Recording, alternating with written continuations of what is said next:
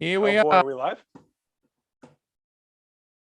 You press the button. G'day, It's not live on my end. Are we here? Can you see us? Give us a comment in the comments. Let us know if you guys are seeing us. Yeah. We're going to be on a little bit of a delay. It's going to be anywhere from 10 to 30 seconds, depending on where you're at. But hopefully we're live, man. Yep, we're live. Yeah. Do me a favor. Put us into gallery view instead of the one-on-one thing.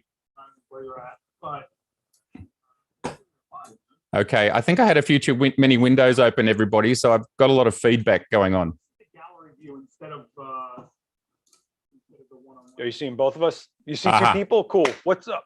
What's up, everyone? Records of Light, Marcus Beasley, Maddie, Old Ohio, Steve, Gregory. What's going on, everyone? Loud Brooklyn guy on a really chill Aussie guys channel. So get ready.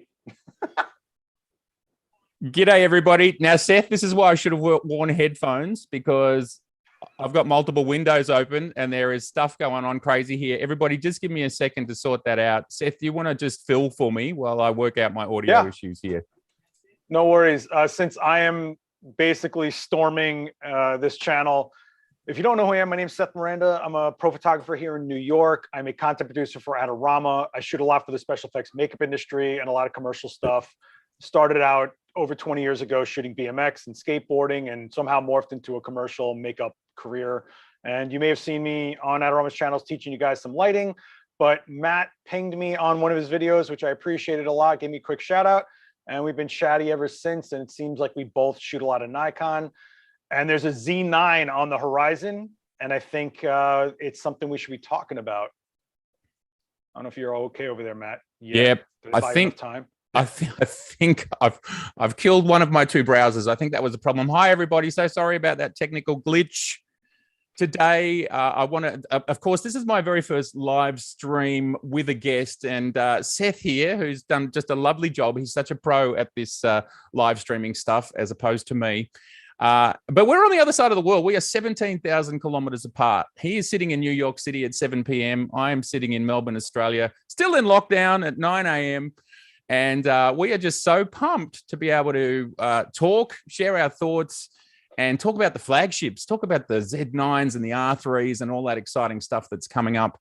I want to introduce you to Seth. He is an amazing photographer. He's been working in New York City for a long time. If you need a portrait, if you need your alien or your zombie photographed, Seth is there for you. But you also might know Seth from Adorama. He's been doing Adorama for quite a few years now.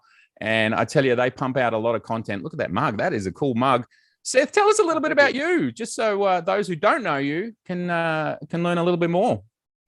Well, I went through, while you were going through all that, I kind of went through the intro, but 20 plus years deep.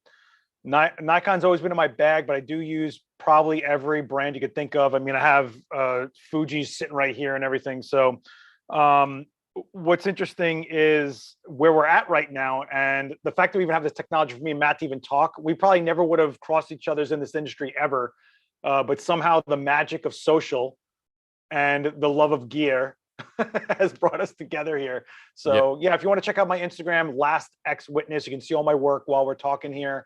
If you're wondering what he's talking about with the aliens and zombies. So, but let's get into what people really want to talk about, which is the good stuff. Yeah, let's talk about the good stuff. So let's start with the Z9 that I think we're absolutely all on the edge of our seats about at this point in time, sir. Now, I want to start with what we do know, which is the stuff that Nikon told us back on, I think, March 9th. And they told us a few things about the Z9. They told us 8K. They told us a brand new, whatever that means, BSI stacked sensor. And they told us it was going to be the best Nikon the world had ever seen. So they say that every time.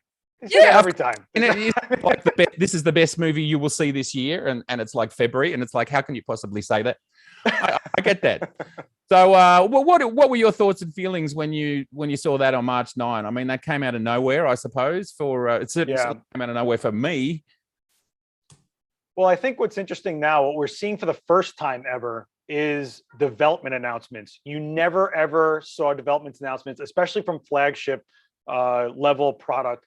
So what this shows to me is they've been working on it. First of all, I think you and me were talking about it last night. Everyone in the chat has to understand this stuff doesn't just come to fruition in a few months. This is 2 to 3 years of development time. And these systems start as an entire whole picture, not as a, let's start with this and then try that and try this. Look at the Canon R system. It's completely mapped out. It's a great system. They approached it from pro glass leading to affordable, and Nikon's going like affordable going to pro. And that's kind of where we're at right now. It's kind of amazing. That being said, everyone in the chat, please feel welcome to ask questions. We would love to hear from you guys. We'd love to field some questions in a little bit. What I think happened now is we're in this crazy era of hype and fast hype. What used to be telegraphed to us over a few months is happening in a few hours on social, from influencers, clickbait stuff everywhere. And once the Alpha 1 dropped, maybe the reaction from Canon and Nikon was development announcements, but the builds of these cameras are not reactions to a camera that came out in February. It's just not.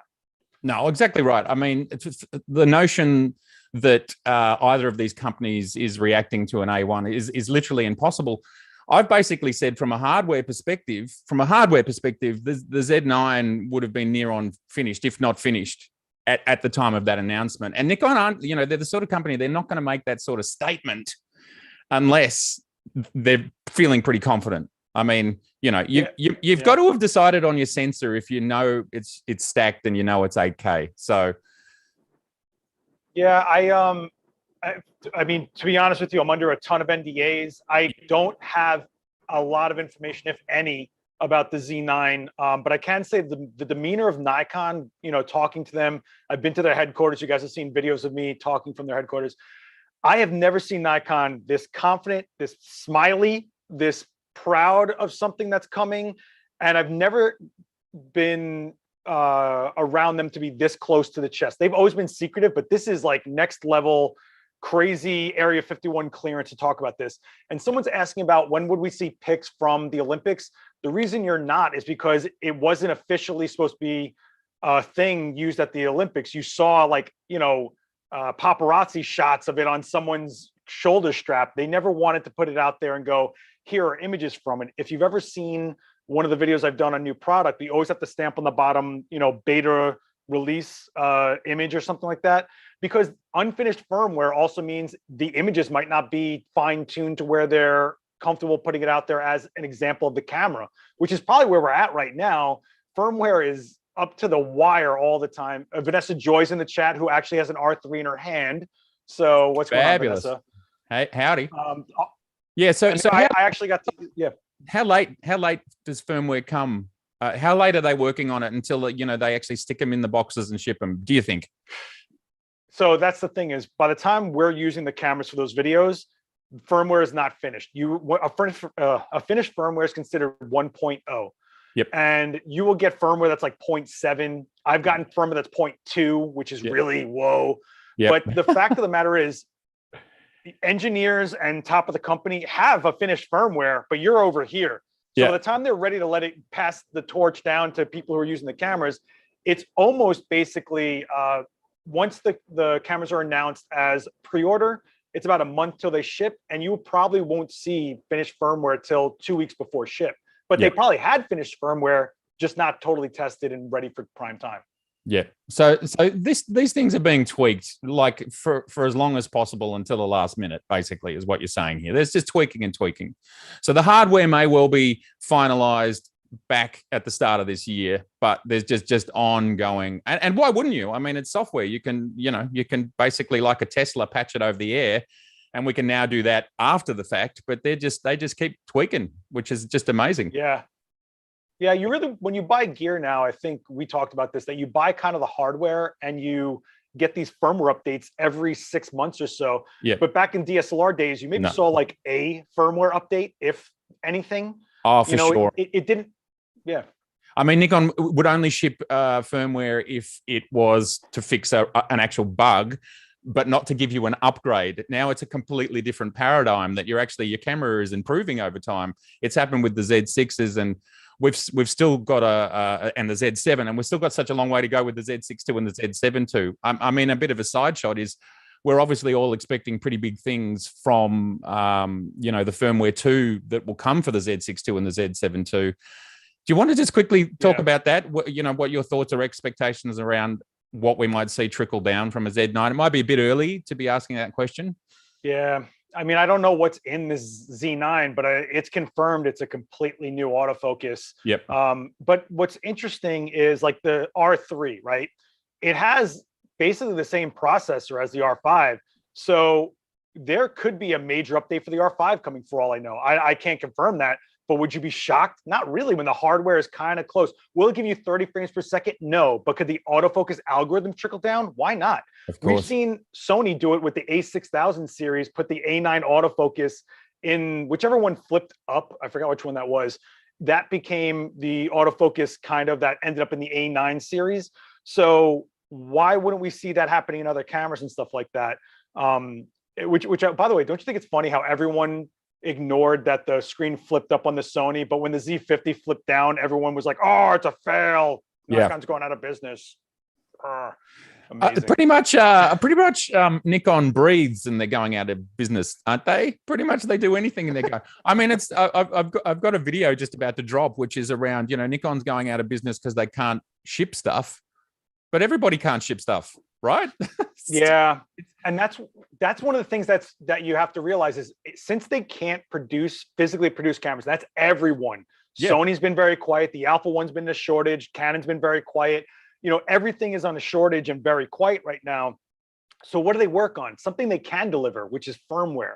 Yeah. I think once they put the Z9 out there, which they absolutely understand how important this release is, that's when we might start seeing the firmware come through and start seeing things change in the cameras that are in. So anybody who's saying the Z9 doesn't affect you because you're not in that price bracket as a consumer doesn't really understand that it does affect everything. In fact, this sets the tone for the next probably 3 years of Nikon with the Z7 III, the Z6 III, whatever comes. I don't know what's coming. I don't know what's coming, but it does. It absolutely does.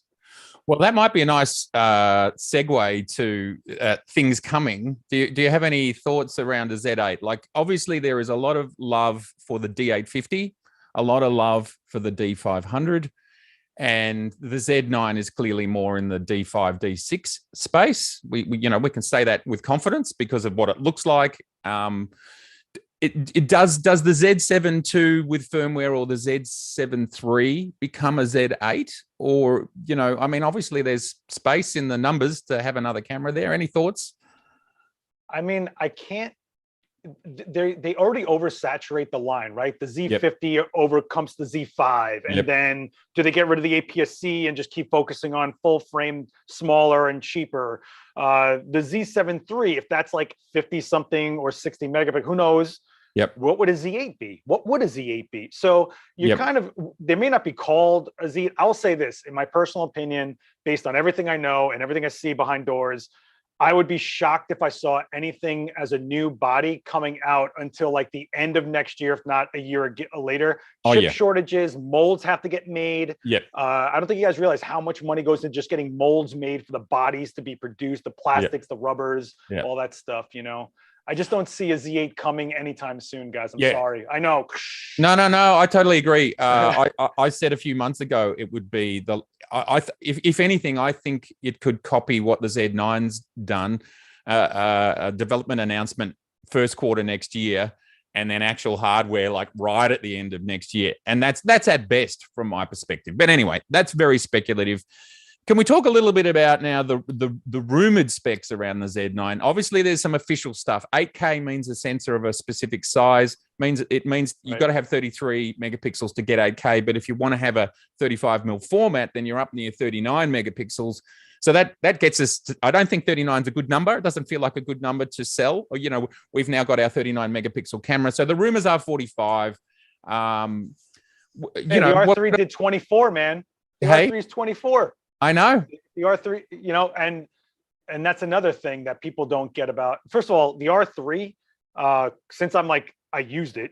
Yes. It's out, right? Isn't it? Oh, no, it's pre-order still. Yeah, there you go. But the full The specs are R3 released, so I think you can talk about it. Yeah. Yep. Oh, I can absolutely talk about it. We have Yeah, a video up. You can watch a video with me in it on Adorama TV. Check it out. Cisse did an amazing job.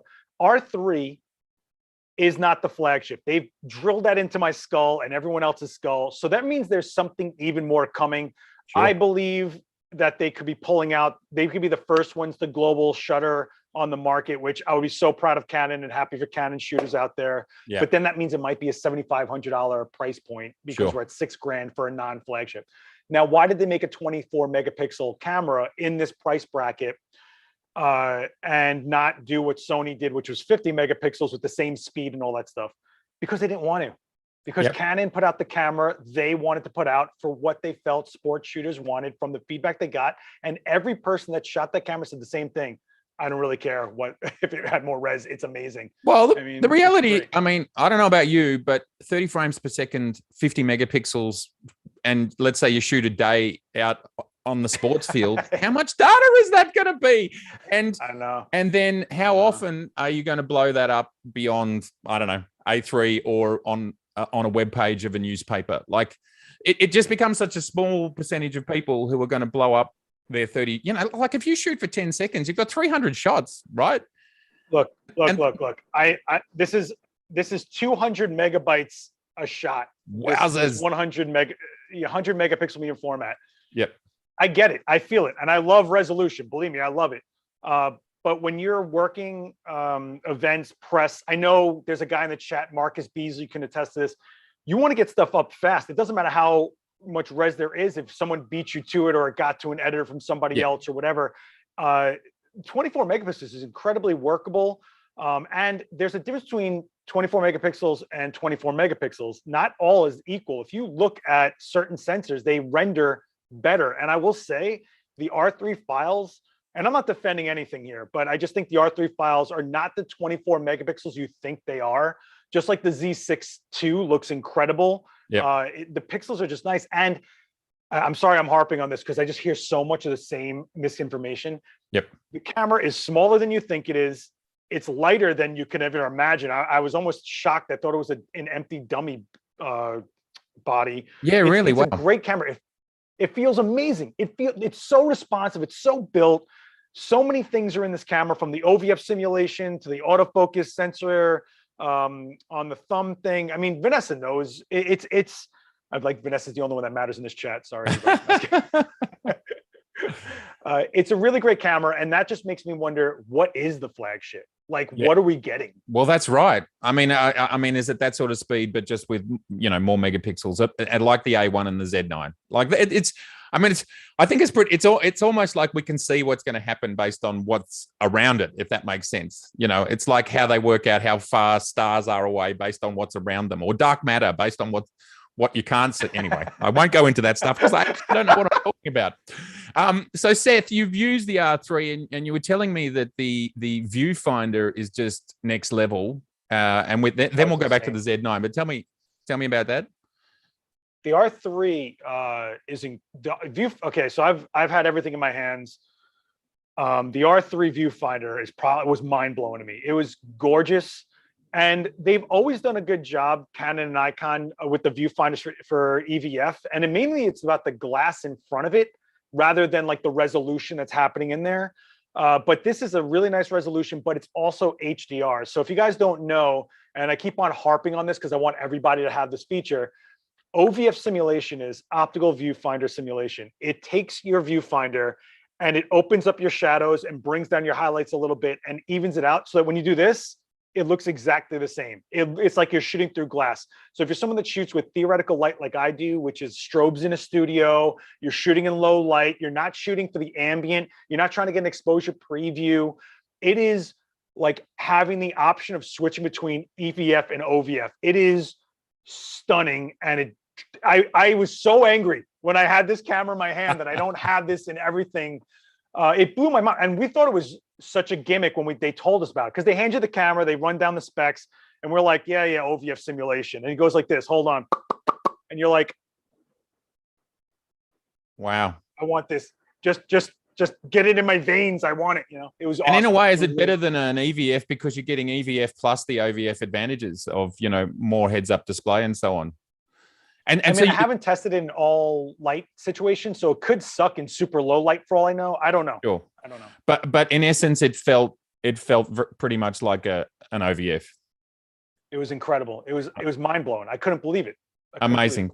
Well, so there's still more areas, and Canon have set a benchmark there with viewfinders that Nikon, Sony, Fuji, and everyone else can now aspire to. So let's just jump back to the Z9 rumored, some of the rumored specs. Yeah. So maybe let's start with the sensor. Do we have any thoughts? What do we think? Is Nikon going to make it? Is someone else going to make it? Is Sony making it? Is Canon making it? Because we know they make their own ones now. maybe they're giving Nikon a hand. Who knows? I gotta say, I hope Nikon starts making sensors, and there's a few clues that are pointing to it, but I don't think it's going to be this round. Yep. We talked about it. They made this 1-inch sensor that was doing like 8 zillion frames a second somewhere for video. Yeah. No one knew what that was for. Yep. But they also had machines that build chips. Yep. That was being used by Intel, and they kicked Intel out of their factories from using them.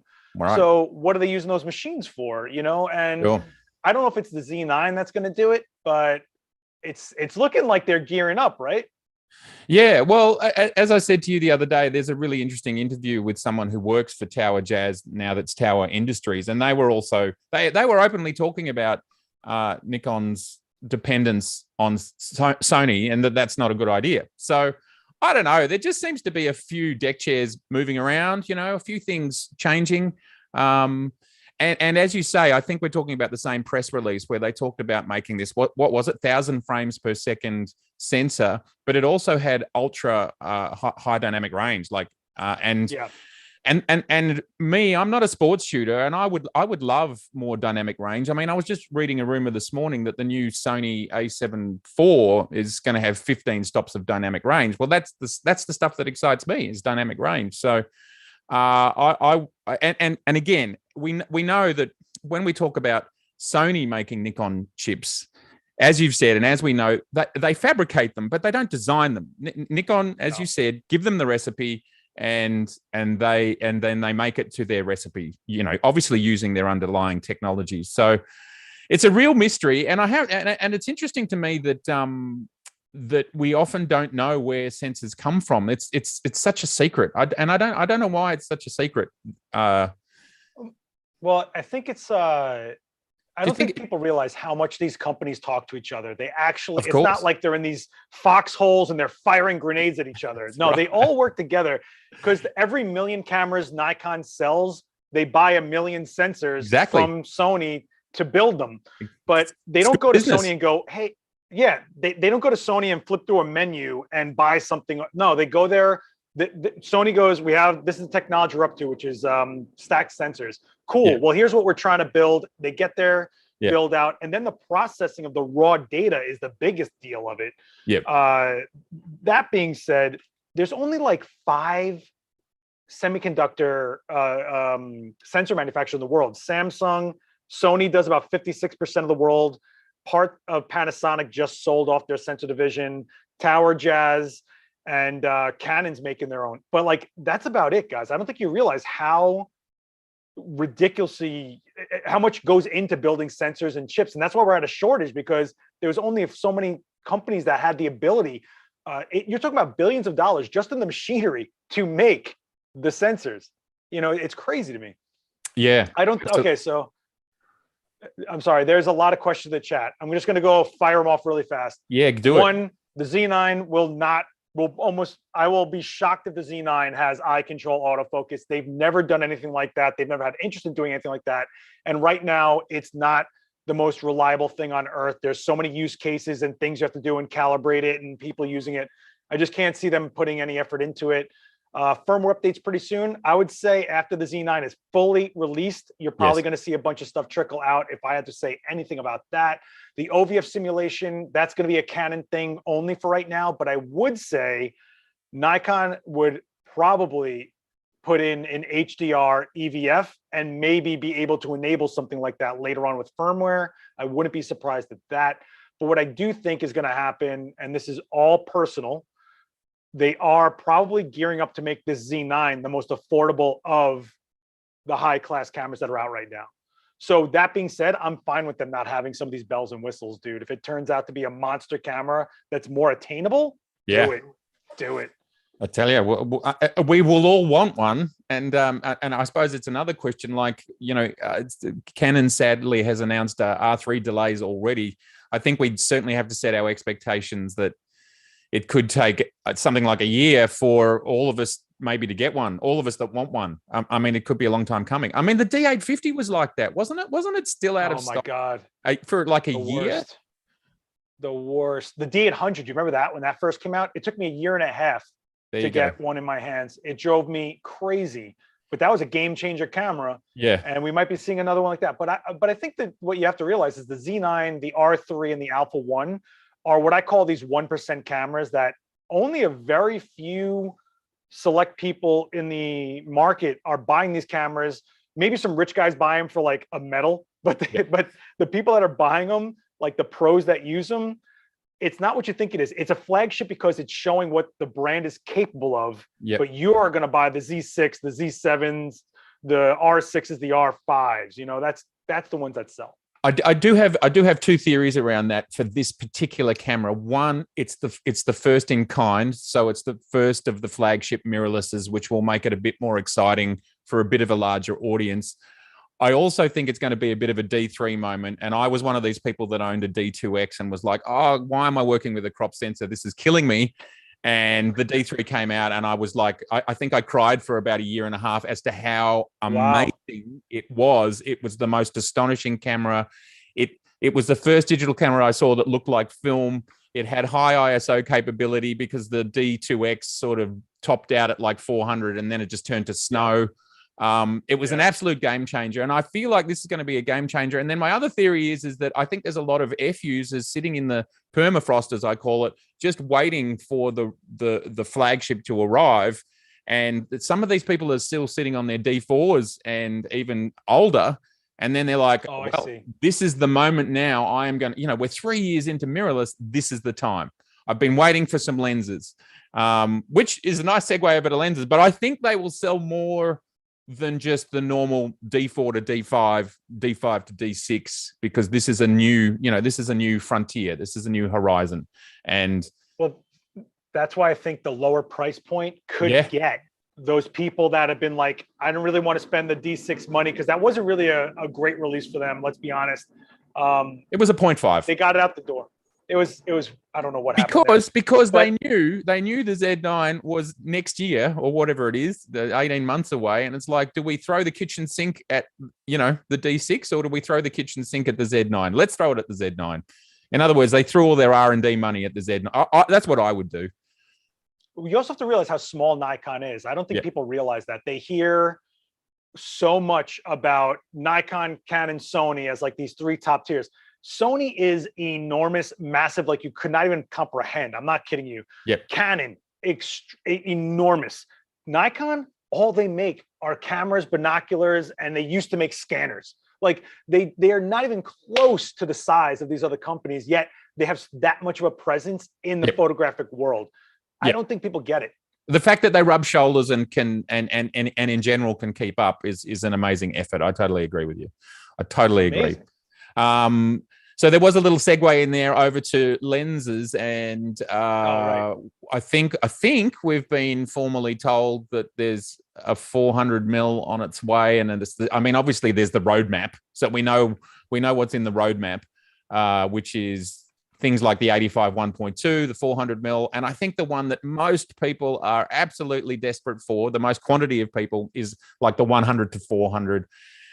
When are we going to see any of it? It's obviously been a bit of a slow year for lenses, and we know that the Nikon have moved from Japan to Thailand. We know there's this pandemic going on, and we know there's a chip shortage. So I personally, I'm chilled about it all. But when will the gates open again on getting us some more hardware, some more glass?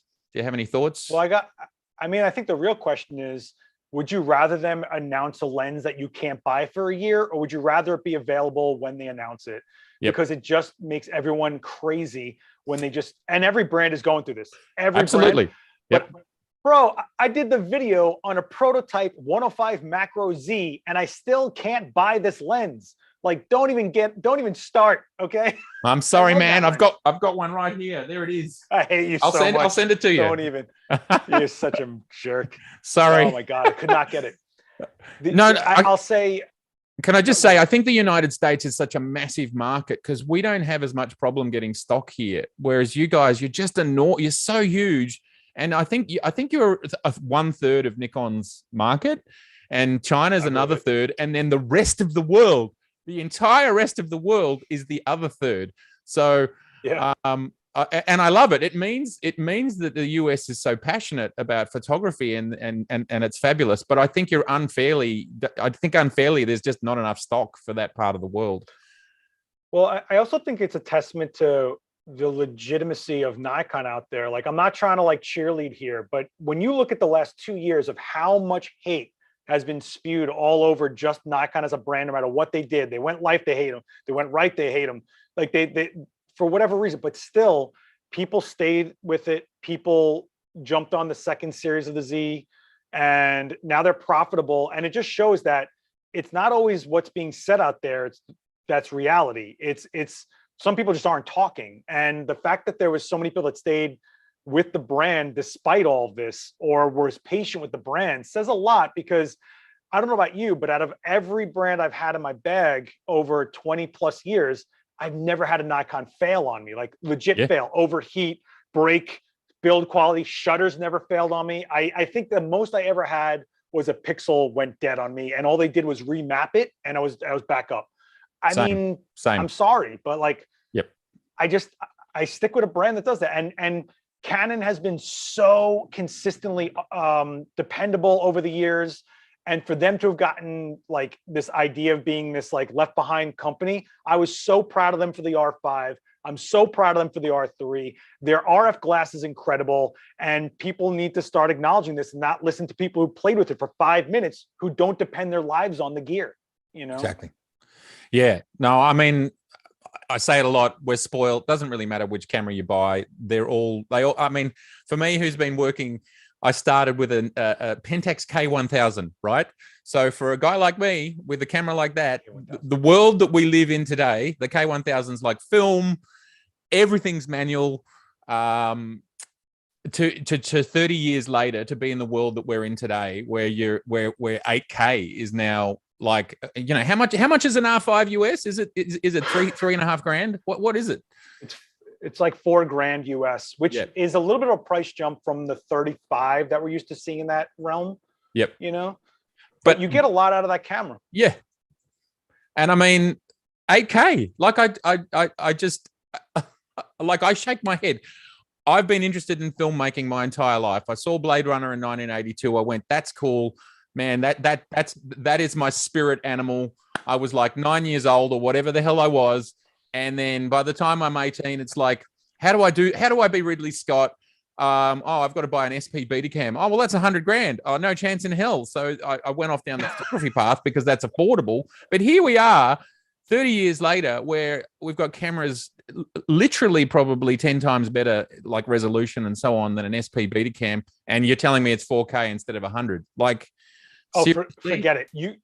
You can do with what you have in a backpack what I used to have to fly with 5 cases to do. Yeah. The fact that you can actually be a full production as one person. It's like I have a guy filming me right here. Look, now look at me, and you're focused on me. Like, this is crazy. And this is a Gen 1 Z6. Yeah. So the fact that everyone that goes, oh no, it's 1 frames per second slower, clearly that they're going out of business. Fail. You need to stop. And you're hurting our industry. People are being laid off because things are shrinking as it is. You're not helping anyone. And there's nothing bad out there. There's differences. There's differences. As I say, the t-shirt coming, it's all use case oriented. For me, I don't need bird in flight tracking. So my Z system doesn't fail me on any front whatsoever because I don't do high speed tracking. So it's use case. And what percentage of people don't need that? Probably a really high percentage.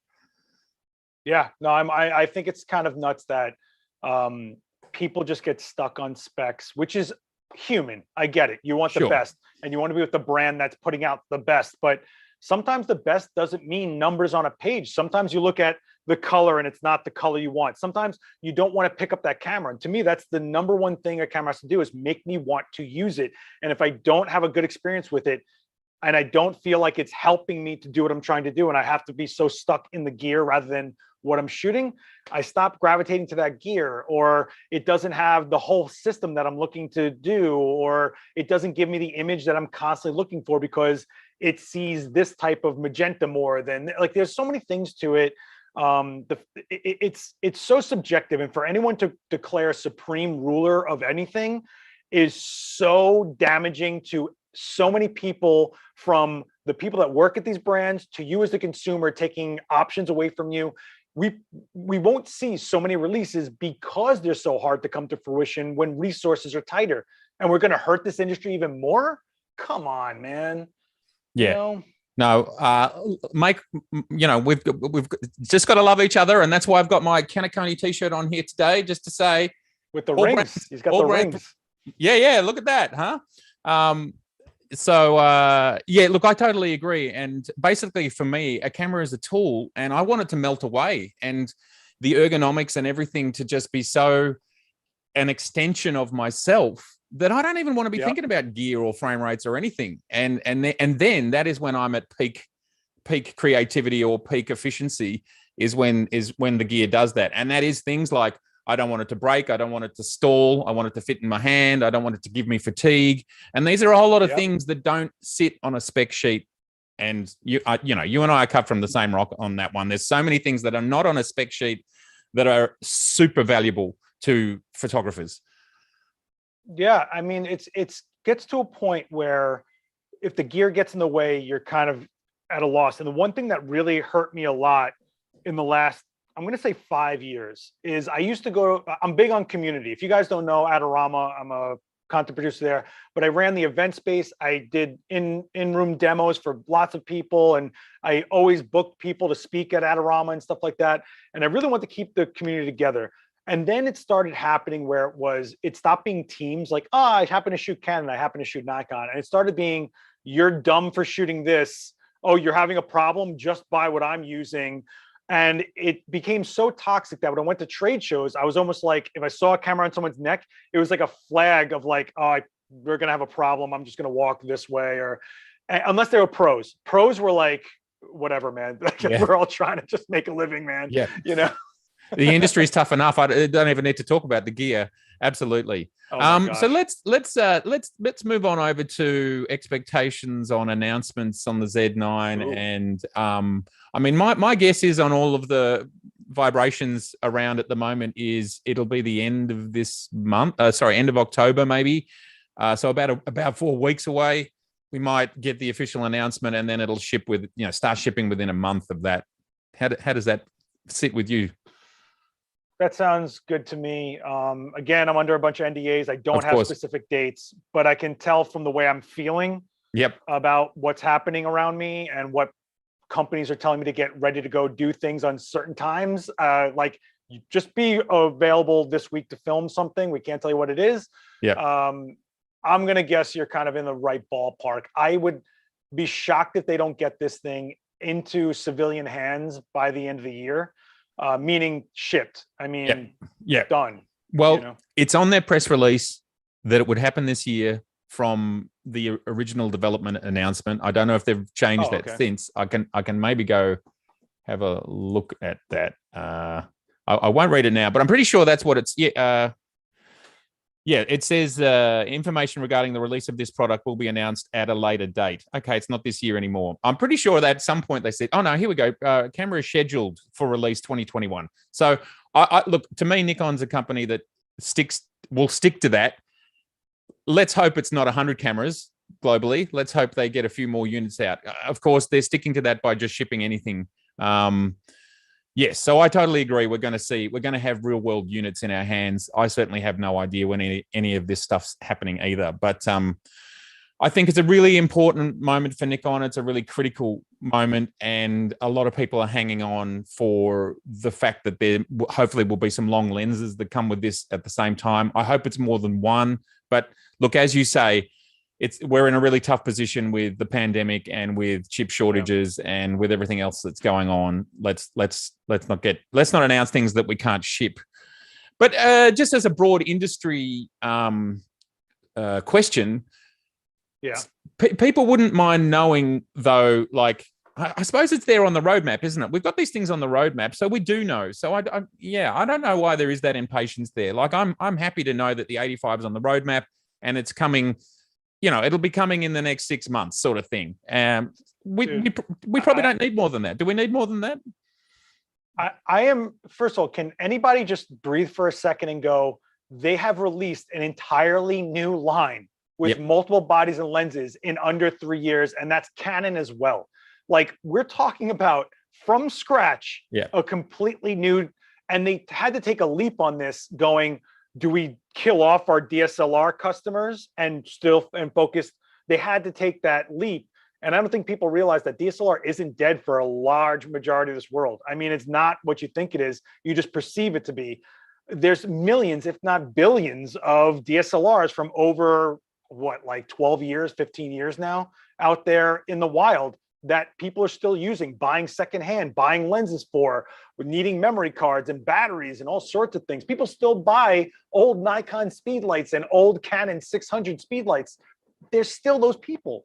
We think everybody's on this frontier, but we forget that old gear doesn't just disappear. And I'll say something about Nikon here that I don't think people talk about is, they shifted their factories out of Japan into Thailand, which was not a major thing. They're shifting things around to survive through some of the hardest things. They survived the tsunami, earthquakes, factory fires, a virus, YouTubers. They survived so much. I really, and they don't, when you talk to them, they don't look grim. They are so excited about what's to come. They're in so profit. excited about the sales they're in. They're in profit. They've come back. And I just want to touch on the Thailand thing, which drives me nuts. So D850, considered one of the best DSLRs of its genre and level ever. I have two of them over there in that box behind me with the green label. Both of them are made in Thailand. Like, hello, they're made in Thailand. Yeah. And this is how long ago were they made in Thailand? 17. It doesn't matter. Honestly, again, let me just say that again. Considered one of the best cameras of its breed, of its kind ever. I suspect the D500 is as well. There's nothing to worry about things not made in Japan. And I get tired of that too, Seth. It's like it's made in Thailand, so it's inferior. I own an A7R and a Sony A7r III. One is made in China, and one is made in Thailand. So they've always been made elsewhere. Like, what's the problem here? Dude, it could say made in Japan, and half the parts are made from every square inch of the Eastern Hemisphere you've ever seen. Bravo, it's well said. So ridiculous. Exactly right. All that matters is, does it pass Nikon's quality check? That's because that company will not, actually every company, I don't care what company it is, the rigorous testing that happens on most of this stuff from most brands, I couldn't even explain it to you what they put these cameras through. So just case in point, the Nikon D850, right? This guy right here. Yep. One of my first videos I ever did for Adorama was the Nikon D850. Check this out. This is a true story. They hand it to me. It's a pre-production model. The bottom of the camera said serial number 00009. Nice. And I shot with it and I was like, I want to buy this exact one. This is the one I want. I want this serial number. I want to own it. They said, we can't sell it to you. You can't have it. In fact, they're going to dismantle this camera and run diagnostics on every piece of it to see how it performed. I love it. That camera will never be shot again. I love it. Happen. Is Richie in the house? Where's Richie? Yes. Hey, what's up, bro? Exactly. What's going on, Richie? How you doing, man? Great to have him here. I just noticed. Yeah. I think you guys don't understand, the reputation is the most priceless thing of a brand, and they will do anything they can to protect it. Canon is insane with their, I have never seen such testing like Canon has done for cameras. You can say things about overheating or whatever, but when it comes to like rugged ability, the millions of shots they put their shutters through just to see if it'll hold up. Oh my God, man. Yeah. Actually, Vanessa, if she's still in the chat, could speak to this. They beat the snot out of these things because they want to know that what they're putting out there, people will be happy with it and be proud that they're using it. You know, I don't know. Yeah. Sorry, I'm just typing for a second. No, go. I did ask for questions on my Instagram, and maybe if there's any questions that anyone else wants to add, because you know, I mean, we can keep talking some more, but let's try and look at some questions. I'm going to jump into my Instagram. If you want to have a look on the feed for a second, yeah, Seth. Sorry if I missed any questions. You guys are welcome to. If you guys want to ask questions, the best thing you guys can do is start off with a capital Q, and then your questions so that we can spot them quicker. That's an easy way for me when I'm live. I'll answer whatever I can, obviously. But listen, we're in an exciting time. This is amazing where we're at. That I remember when the mirrorlesses were coming from Canon and Nikon, and we didn't even know what we were going to get. Now we're expecting this like God tier of performance. Isn't that amazing? Yeah, I mean, I just what's amazing to me is, and I was just talking about this, is the cameras that we have are just blow my mind. I mean, I'm as you said, we have production studios in our back pockets. Like, you know, here's the Z50 with the new 40 mil, right? And that's a production studio right there. You can do whatever you want to do with it. And this you like that lens? I do. It's a really good lens. Yeah. I've got a video up about it. Just to sidestep to this quickly, shooting it on the Z6 II or whatever with in-body stabilization, I've been able to shoot the low light nighttime stuff that I love to do. It's got a great look about it. F2 is basically pretty close to f1.8. It's fast. It's not quite silent, but it's almost silent. You know, I've only had it for a week, but I think at the price point, I mean, it's just fitting another. It's just fitting another place in the hierarchy, and I can see it fitting on a gimbal really nicely on a gimbal for someone to walk around, shoot video with it. Totally, I mean, it's great.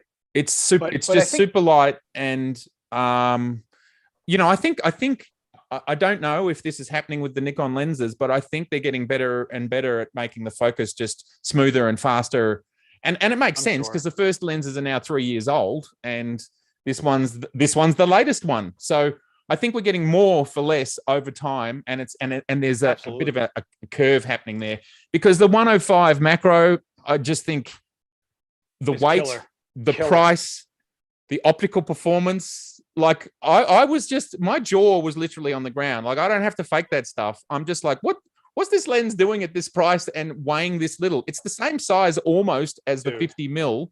And it just performs, and it's half the price. So I just feel like it's a third of the weight. It weighs nothing. And the only thing that lens is missing is that thing that Canon put on there, that defocus ring that they got that changes the shape of the bokeh. I would kill for that, but it was also $700 more for that feature apparently. Yep. But one thing I want to, I'll answer some questions, but I just want to. Oh, go for it. No. I was just going to say, there it is, and it's just super well weighted because the 105. It's just gorgeous. Love everything about it. I used the F mount, which came out in 2003, I think, or something. I used the F mount version for everything almost. I love it. However, one thing I just want to say before we answer questions is one thing that's not being talked about or being applauded by Nikon with their lenses, even though everyone pissed all over the 1.8s when they came out initially. Nikon looked at their lenses and made it so that there's no real focus breathing happening with the majority of their Z lenses. They were thinking about video from the start of the Z mount glass, and you can't say that about all the brands. No. Nikon really, you may have thought that the lenses should be smaller or something, but they corrected them, and that to me is way more important. The fact that like there's no focus breathing happening. Look at the edge. This is a 35 millimeter 1.8. Yeah, there's no focus breathing. Wow, it's bananas. I mean, the 50 mil 1.2. Have you played with it? I own one, and it just, again, it makes me cry. It's so good. And you talk about focus breathing, but things like flaring suppression, chromatic aberration suppression, and I feel like I go out and it's impossible to create a bad image with a lens like that. Like, you know, you are buying and carrying something that delivers you an outcome, which is, of course, it's not guaranteed. You've got to have some photographic skills, but it's just an absolutely beautiful piece of glass. So there's, I'm going to hit some questions up. Yeah, here. let's do it. Let's do it. I'm dialing back. Evening Report says, do you guys think consumer use case drives the development, or tech development opens up use case opportunity? So it's like, does life imitate art, or does art imitate life? So honestly, they want to sell you a camera. At the end of the day, they're trying to sell product, and they absolutely look at the habits of the people that are using it. This is where you started seeing things like USB-C power delivery happen, because people needed the ability to live stream with their cameras like we're doing right now, or use the webcam utility that every camera brand has. But Nikon was the one that put it out for the Z5, where you could power it and send a video signal from one cable, and they didn't market it. And that was the biggest mistake they ever did right there with that camera. But now everybody does it. So you see a lot of use case. What I think they're trying to do in cases where the tech drives the development is, what can we do that seems something that they would want, which is where I think the OVF simulation came from. Nobody ever, I think, would have been like, hey, can you simulate OVF? No, they were just waiting for EVFs to get so good that they seemed like OVFs. The problem with that is your photo won't look like the OVF, because in a photo will never really look like our natural eye, really. So that's when you're seeing exposure preview, it's going by what the image at the end result will look like. It won't look like an OVF. So that's one of those features, I think. I don't know how you feel about that. Yeah. Sorry, I've got to be honest. I was looking at questions and looking at the feed, so I was being a little rude and not listening. I do have a question that actually Richie might be able to answer, because I don't think I can. Maybe you can, Seth. And that is, can you stick an intervalometer on a ZFC? I don't know. Isn't that somewhat built in? Anyway, I'm going to pass on that one. If anyone has an answer, pop it in the comments. Fantastic. I used the ZFC for about 3 hours in total, guys. I can't tell you, and it wasn't even finished. I had it for longer, but I didn't play with that particular part. I'm so sorry. A question that's a really hard one, and this is from Joseph Walker Photography. If you could only have 3 lenses for the rest of your life existing on the roadmap, what would they be? Oh, I love these sorts of questions. Joseph, thank you very much. On the roadmap, I'd go the oh God. Oh, I'll tell you what. Nikon, all you have to do is make me a 24-120 2.8, and I will use that lens to the day I die. It'll be 2 kilos, but boom, I love it, and it'll be perfect. Of course. Awesome. That's a great question. I would probably, you got to have something wide. Maybe to have a catch-all, I'd go the 14-24. I'd have the 50mm 1.2 and the 70-200, just because I'm doing the catch-all. That 51.2, it's God mode for me. So that's my 3. But really, wow. I know it's a weird selection. I'm just going from wide to. I mean, you know, I'm going to cheat and have 6, right? I can't stick with 3, because the 85 1.2, I'd go there. I'll tell you what's amazing to me, and this goes for every brand, is just how good the kit lenses are. The f4 lenses, right now, are mind blowing.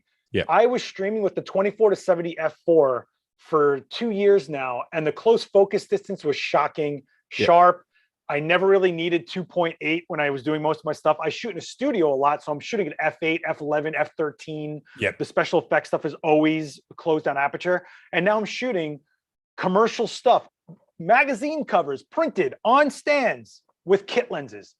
Yeah, beautiful. I mean, that 24-70 f4, out of the box, it was just such a great lens. I haven't actually used the 14-30, so have you played with that 14-30? Yeah, the f4, the 14-30 f4. Yeah. So I use it at Adorama in the stream space. It has a little bit of a distortion for me that I'm not too into, but it's so cheap for what it is. It's bonkers. But the 2.8 version of the 14-24 is one of the most phenomenal wide angle lenses I've ever used. And I'm not joking on that. It is so ridiculously clean. I was shocked at it. And the fact that they made it so you can use front filters on it was really cool. Yeah.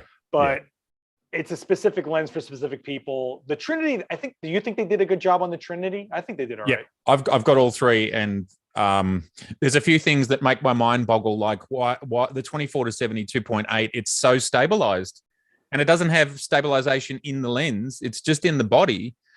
But again, it's just the algorithms, it's whatever they're doing. But when I first started using it, I'm going, how is this thing so stabilized? And this is the 40 mil is the same. I'm like, it is so stabilized.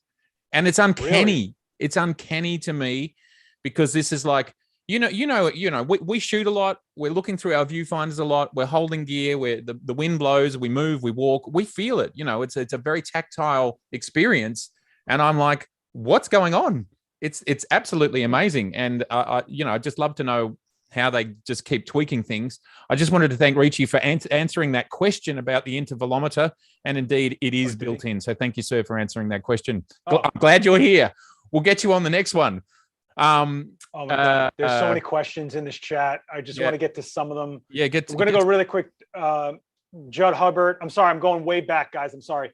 Whoever uses standard camera straps, I don't use straps, period. I hate straps. Everyone yells at me about it. I don't care. Neither do I. It's my camera. I'll drop it if I want. Okay. Yeah. I'll drop my camera if I want. Leave me alone. Yeah.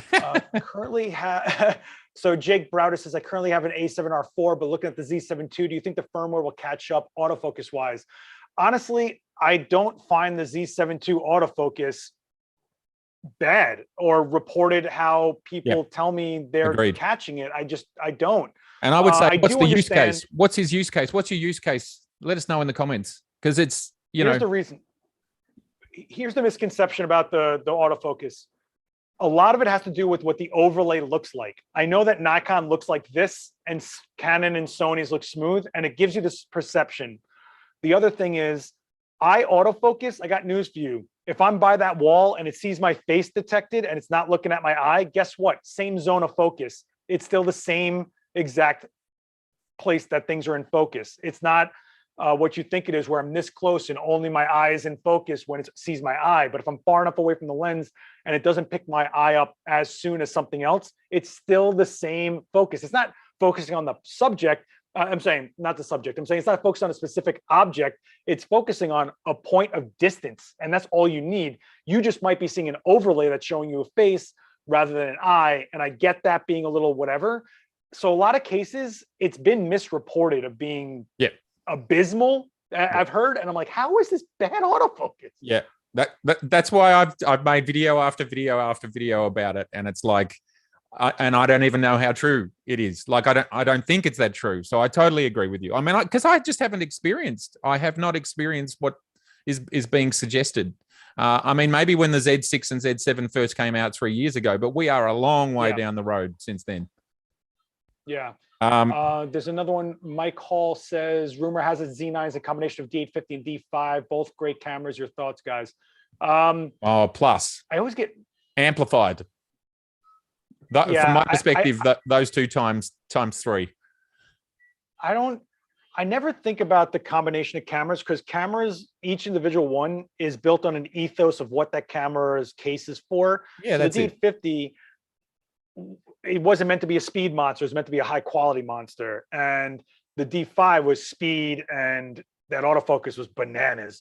And the autofocus ended up in the D850 and D500. So the Z9 has to be better. It has to be a bigger announcement. It has to be able to, it has different technology in it altogether, you know?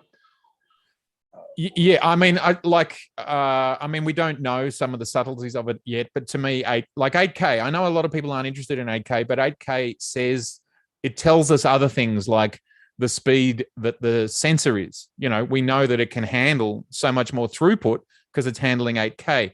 It tells us about the processors and what they can handle. It tells us about the bus and the memory. There's a lot we learn just from it having 8K. So it's a very different beast to the D5. Obviously, megapixel wise, it's going to be something like twice, and it's going to be way faster than a D850. So yeah, on both metrics, it's going to have a lot more.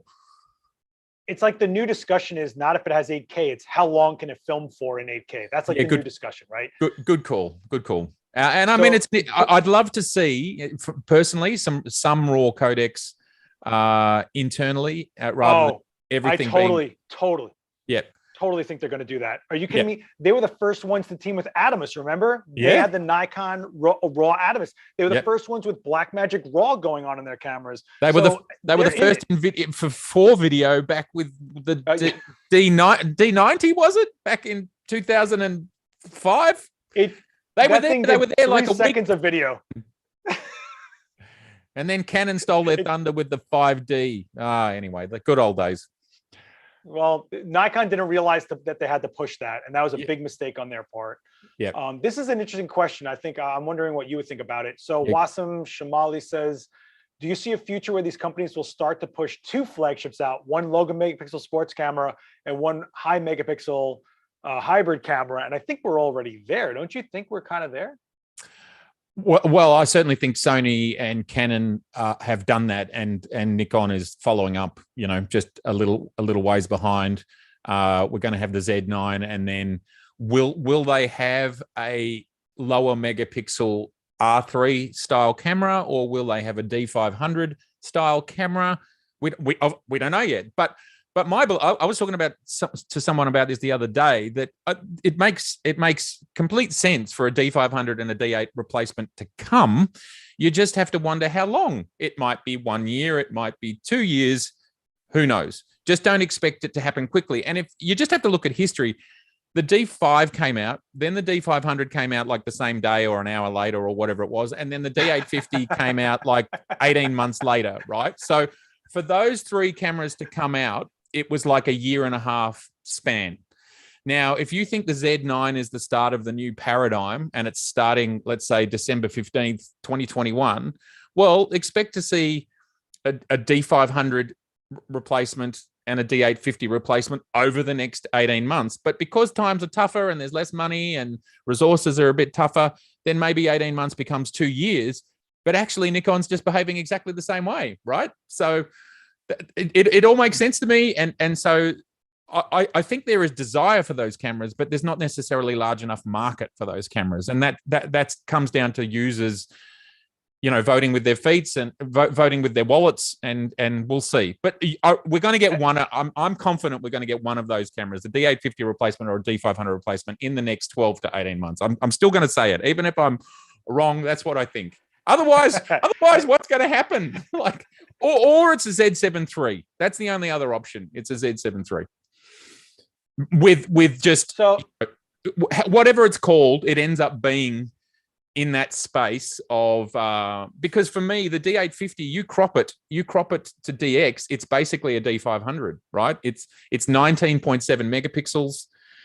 And if you design it correctly, when it's running in APS-C, you can increase the frame rate because it's pushing half the data around, basically. So you could have one camera that catches both the D850 and the D500. Anyway. I think Nikon's you have to remember they're a business, right? So look, if the Z9 is the last Nikon camera that comes out that's a sensor made by somebody else, and we start seeing Nikon-made sensors, we might see faster output of bodies for all we know. We don't know. We don't know what they're building or what's going on over there. True. But I will say they're a business, and the Z9 comes out, and then they got to start recouping all that R&D that they put into that thing.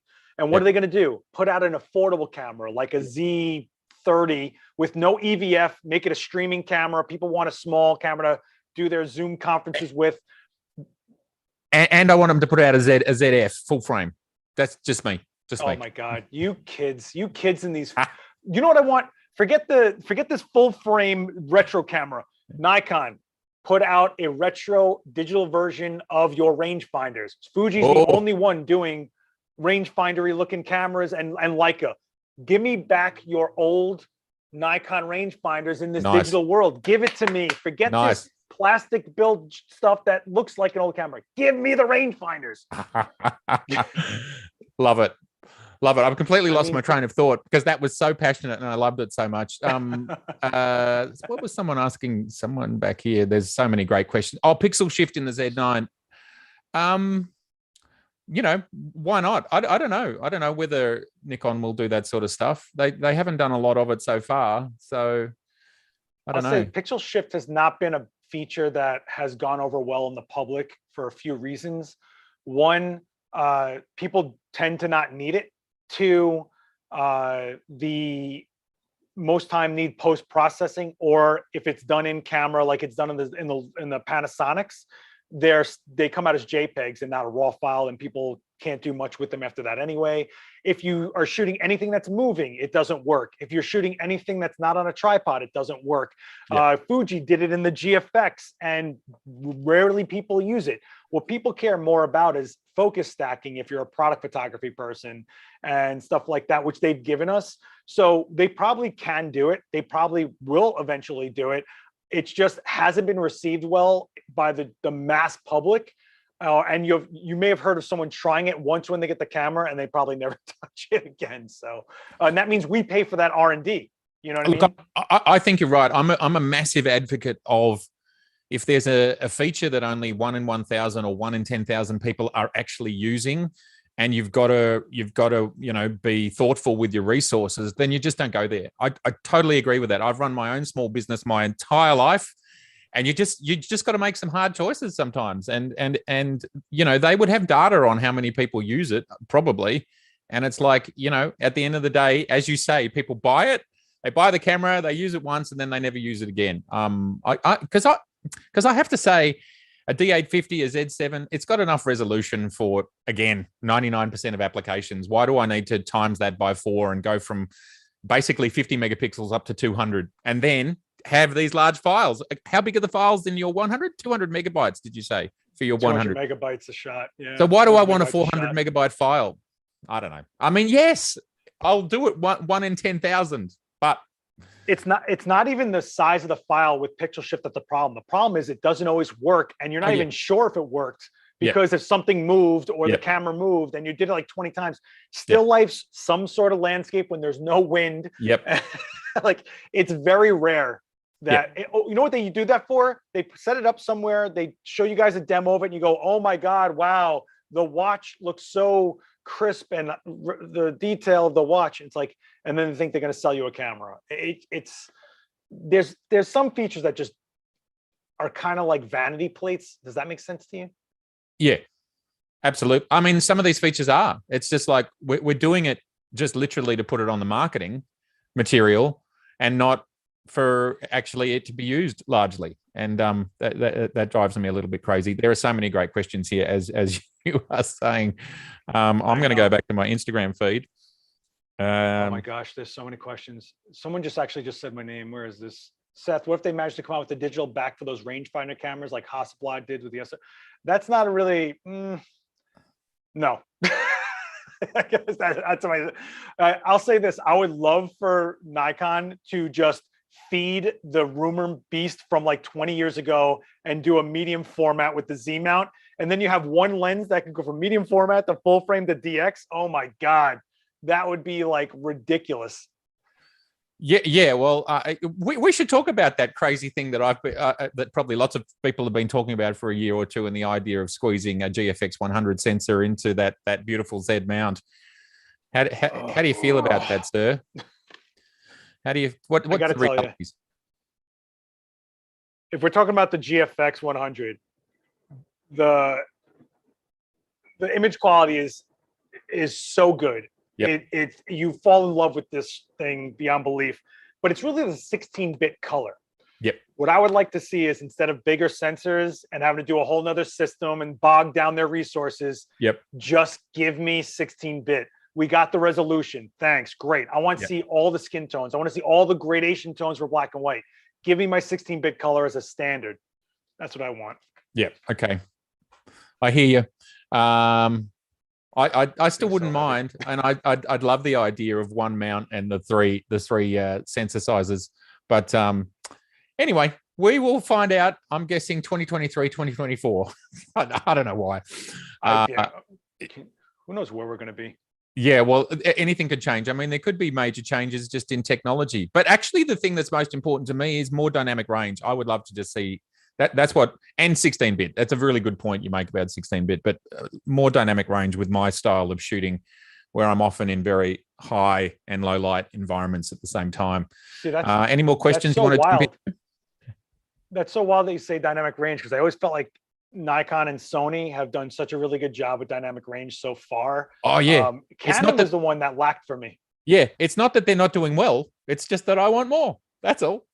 I think Nikon's absolutely absolutely excelling at that. But you do see some cine cameras and other cameras having more dynamic range, and it's like, how, like Arri or Red, and they're pushing to the 16s and the 17s. It's like, well, how are they doing that? So because there's $30,000 cameras. I mean, there's systems. So that being said, if before a medium format camera comes out, I would like, and I know it would probably kill Nikon if it didn't work out, but I would like to see them start a cinema division so that they're not the only one of the brands without something to grow with. If someone came to me today and said, I want to do a video, I'd be like, yeah, you could do a Nikon, but if you want to get into filmmaking, one day you're going to have to use an Arri or a Red or an Alexa Mini or something like that. Or you could go into a C300 or an FX6 or an FX9, and you could start in a Nikon, you could start in a Canon or a Sony and graduate to those cinema levels. Sure. You can't do that with Nikon. Yep. And I would really love, and what's funny is the Nikon Noct, it sells more to cinema shooters ripping the mount off and putting a PL on it. Wow. To use it on cinema cameras than they do to actual still shooters. I don't know if Nikon has the resources to build that division. I don't know what you think about that. Do you think it's crazy?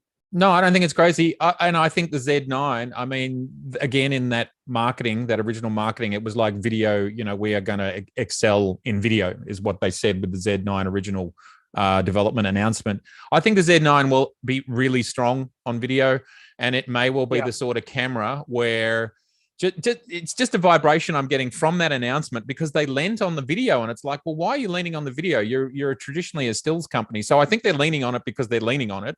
And as you say, all the lenses they've made to date, focus breathing and video chops has been a big part of it. So I believe the Z9 will be the first major step into showing us that video is something that Nikon can also compete on. And we will get good 8K, and we will get amazing 4K, and I'm sure there'll be RAW with some of those codecs. And then of course we already know there's the new Atomos Ninja, which does 8K externally. So you'll be able to do it all. And then it comes down to the global shutters and things like that, right? And I'm hoping this sensor is near on fast enough that it's handling all that sort of thing. Well, I hope that Nikon is at least considering putting out their version of an S1H, their version of an A7S III. Give me a video-centric Nikon that people can lean on as a hardcore video filmmaking tool. Give them shutter angle, give them everything they want in those cameras, because you're doing your, and if you look at the press releases, Nikon has said plenty of times they are very focused on video lately. Yeah. So who knows what the hell that means? I mean, come on. Well, I think the lenses. I think the lenses are also telling us some of that. It's just that they are like, sometimes I go, these features are actually more video centric than they are stills centric. It doesn't diminish it for stills, but they're actually doing some things even better in video. So I think video is a big step. And look, I even think I read about it in their annual report that video is also. Oh, really? Yeah. So I think video is and clearly. I just said it in a video recently. Yes, the stills market has been in decline, but the video market is in massive incline, and that's YouTube and TikTok and everything. So it's a growing area. So it would be wise to get some serious video action happening. That's for sure. Yeah, just to answer someone really quickly, they're asking if the Nikon mount, the Z mount, is even big enough for medium format. It's actually about 10 millimeters shy of the GFX mount. So, or 7 millimeters, something like that. But that doesn't mean that it can't have a circular projection if the camera gets bigger. So I don't think they'll do it. I think the medium format thing is just a fun thing to talk about. But I would urge them to get video centric quick. After the Z9, put out something low cost like a Z30 for live streaming, and then get hardcore video. Yeah. I mean, please, XLR mounts, full HD XLR mounts, XLR ports, full HDMI ports. I mean, go in, Nikon, do it. You're killing yourself if you don't. Yeah, let's hope the Z9 has a full-size HDMI, and we don't know what's going on with the hot shoe yet, but obviously everybody's going into these smart hot shoes now, so that's another thing that helps out filmmakers as well as the smart hot shoes. Right, but that's only if you use it. Sure. People don't always. That's the thing, that people don't get, that you could just not need that function and save $1,000 on the camera, which is what I think is happening on the Z9. I think we're not going to see all these crazy things. Yeah. And it'll just be a killer at a good price point if they're smart. They're smart. Cool. It's all good. It's all good. All right, last call for questions, guys, because I don't know how much longer Matt's going to hold out. It looks like he's glazing over on me. Not at all. What will be the impact of a cinematic video camera feature in the new Apple iPhone on mirrorless sales? Honestly, I really don't think I would see iPhones becoming a cinematic #1 tool for most cases. If you look at people that are actually working out there filming, they'll pay directors to use an iPhone for a marketing stunt, but go ahead and watch them really use it for all the use cases there are. It just doesn't hit. Yeah. Look, I totally agree. There's a lot of talk around computational photography and how isn't that the next big thing in photography? And I just don't see it. I also, as we talked about yesterday, I still see photography as being the process of having a camera in your hand and making a fair few decisions. And the joy for me as a photographer is making those decisions. Like that's actually part of it, for me. So I don't want to just hold a camera up and then every choice from that moment is made for me by my camera. Well, see, that's a generational thing. What Matt doesn't realize is most people want to grab a camera and the shutter just gets them 10 likes right off the bat. The shutter just gives them 10 likes. And then when they flip out the screen, apparently they get 5 more followers just for doing that. Wow. So that's kind of that's what these kids want, bro. I gotta get with the program. I hear you. Photographers, we're overrated anyway, right, Seth? We're overrated. I'm so oversaturated with people telling me what I should buy or what I should use, as if I have no idea what I'm looking for in my gear. And I don't care what other people expect from my shots and my work, as long as what I'm putting out there is what people want to hire me for. Exactly. And the work I put out there is something I feel reflects what I'm able and want to put out there. So, and that's what I hope everybody just wants to shoot what they want to shoot and get, if they're looking to go pro, that's like I don't think a lot of people look to go super pro anymore, like a full on stills photographer anymore. I think you're a content creator. You want to be able to produce stills, animations, video.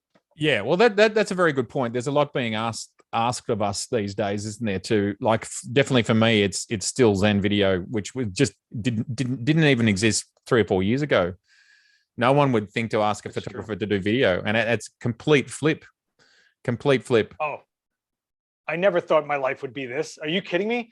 Yeah. I was shooting a bunch of grimy punks on BMX bikes. Now I have to do live streams, talk to cameras, use camera. I mean, the speed at which the industry has changed and the world's needs have changed.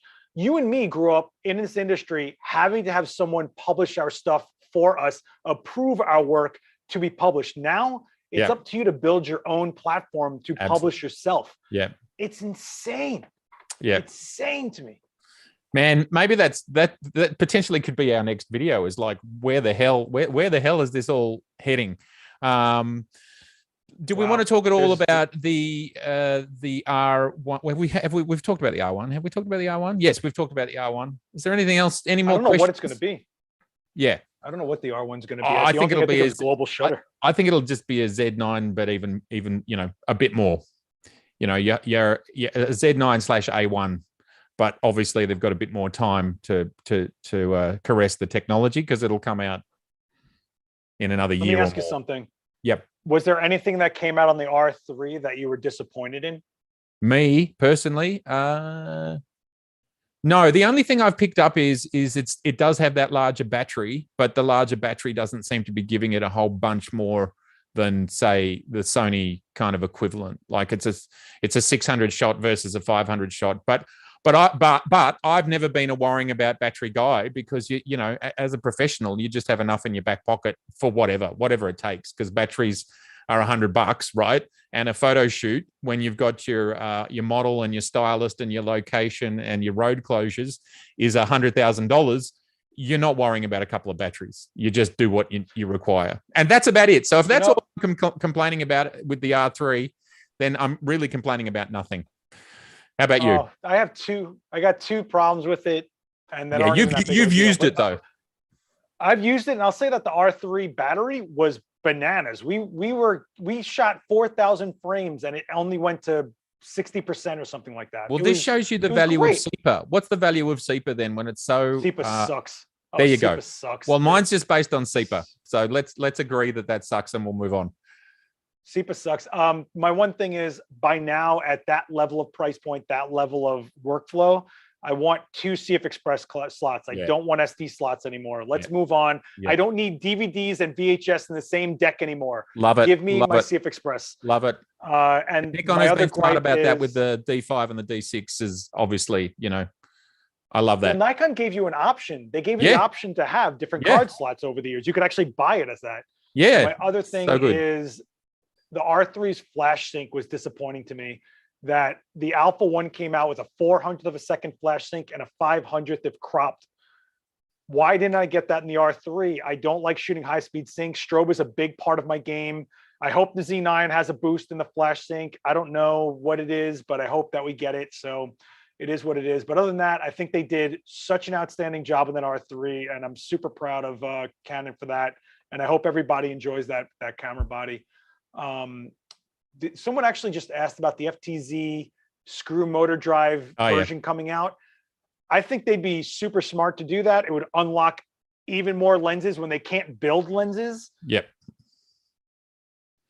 And are you across the fact that Sony made a little Schvelt one with a motor in it just a year ago that totally fell under my radar that it even existed? And then I was doing some research about Minolta to Sony, and I found that they'd released this new one, and so the technology is there, and it's just a ring, like it doesn't have a foot on it, and it's running their old lenses, and it works, I think, on the A7S III and the A1, which makes sense. They're just trying to push people to the high end cameras, but the tech is there, the need is there. And I agree with you, because you can't get lots of lenses out fast because of all the reasons we've talked about. Then why not?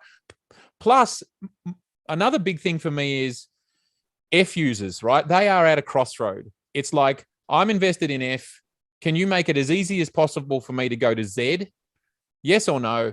If the answer is no, well, then I'm going to start to think about other brands. So make it as easy as possible. Make it frictionless, no friction whatsoever. And that to me would be the number one reason, is make it a no-brainer. I own all these old lenses from the last 30 years. I want to buy a Z9 because I've been shooting birds, you know, for 30 years, because I talk to a lot of these people that have been doing exactly this, and I want to be able to get all my glass over. Make it easy for me. Well, so I agree. I'll say Canon did a great job on their adapters when they launched the R line, with the super affordable one that had no bells and whistles, the one with the control ring that was like an extra $100, and then the drop-in rear filter one, which was really cool for filmmakers. Nikon, I have no idea why they made one that had to have a foot on it. That's really annoying, with all the way, like if I wanted to change this lens out, I have to take it off of this tripod to then put it on the FTZ, then put them, it was killing me. I don't know why they dropped the ball on that one. So yeah, they could use a new adapter. I'm going to say 2 things to this chat. One, Aspie Unleashed, you're ridiculous. First of all, Canarf lenses aren't too expensive. They're pro line glass, and they're ones that are coming out now are completely affordable and are incredible for what they are. And 2, someone said film's making a huge comeback. What you guys don't understand is film might be getting more popular, but no one's making new film equipment that's selling like crazy. New and film stock, go get it processed, look for places that process, see how much it costs. It's in fashion right now. Kids are using point and shoot cameras and enjoying it, but after a while they're going to stop wanting to spend $40 every time they shoot. Yeah, $40 a roll. as here in Australia. That's what it is, from film to processing, and then you want to digitize it. So yeah, I think it is it's a fad, and it may or may not continue forever. David Aguro has asked, do you guys think Nikon will step up all the way Canon and Sony style for video? Well, I suppose we haven't talked directly to that. I think they, well, as we talked about, I don't know if they'll get their own cine line going, but I do think the cameras are going to continue to become better video cameras. That's my answer to that question. They've focused on video from day one. The Z6 they sold as a cinema filmmaker kit from day one with an Adamus. Yep. They're not shying away from it. They might be slower than the other brands. They're also the smallest, as we've said. Yeah. So what's funny to put that in perspective, in 2019, Sony's a 77 billion turnover company, Canon's a 32 billion turnover company, and Nikon's a 6 billion turnover company. That was their sizes, a year and a half, 18 months ago. So that just shows the difference. Sony, 77. Nikon, 6. More than 10 times the size is Sony. And Canon's more than 5 times the size than Nikon. So and the brand recognition. Yeah. You grow up playing a Sony PlayStation. You had your book reports printed on a Canon printer. If you're a kid under 15, you probably never had anything Nikon in your home unless someone had a camera that was Nikon. If your dad grew up a Sony guy, guess what? You never knew about Nikon. I totally agree. It's a tough battle. It's a tough battle, and you've been using your PS1, PS2, PS3, PS4, and PS5. You are going to buy an A7R. That's what you're going to buy. It's tough. It would be tough to decide anything else. Your A7, whatever. God. I'm sorry. I'm about to start a war in your chat. Okay, Aspie, Leica prices aren't unreasonable because they're meant for that market. First of all, their collectability alone.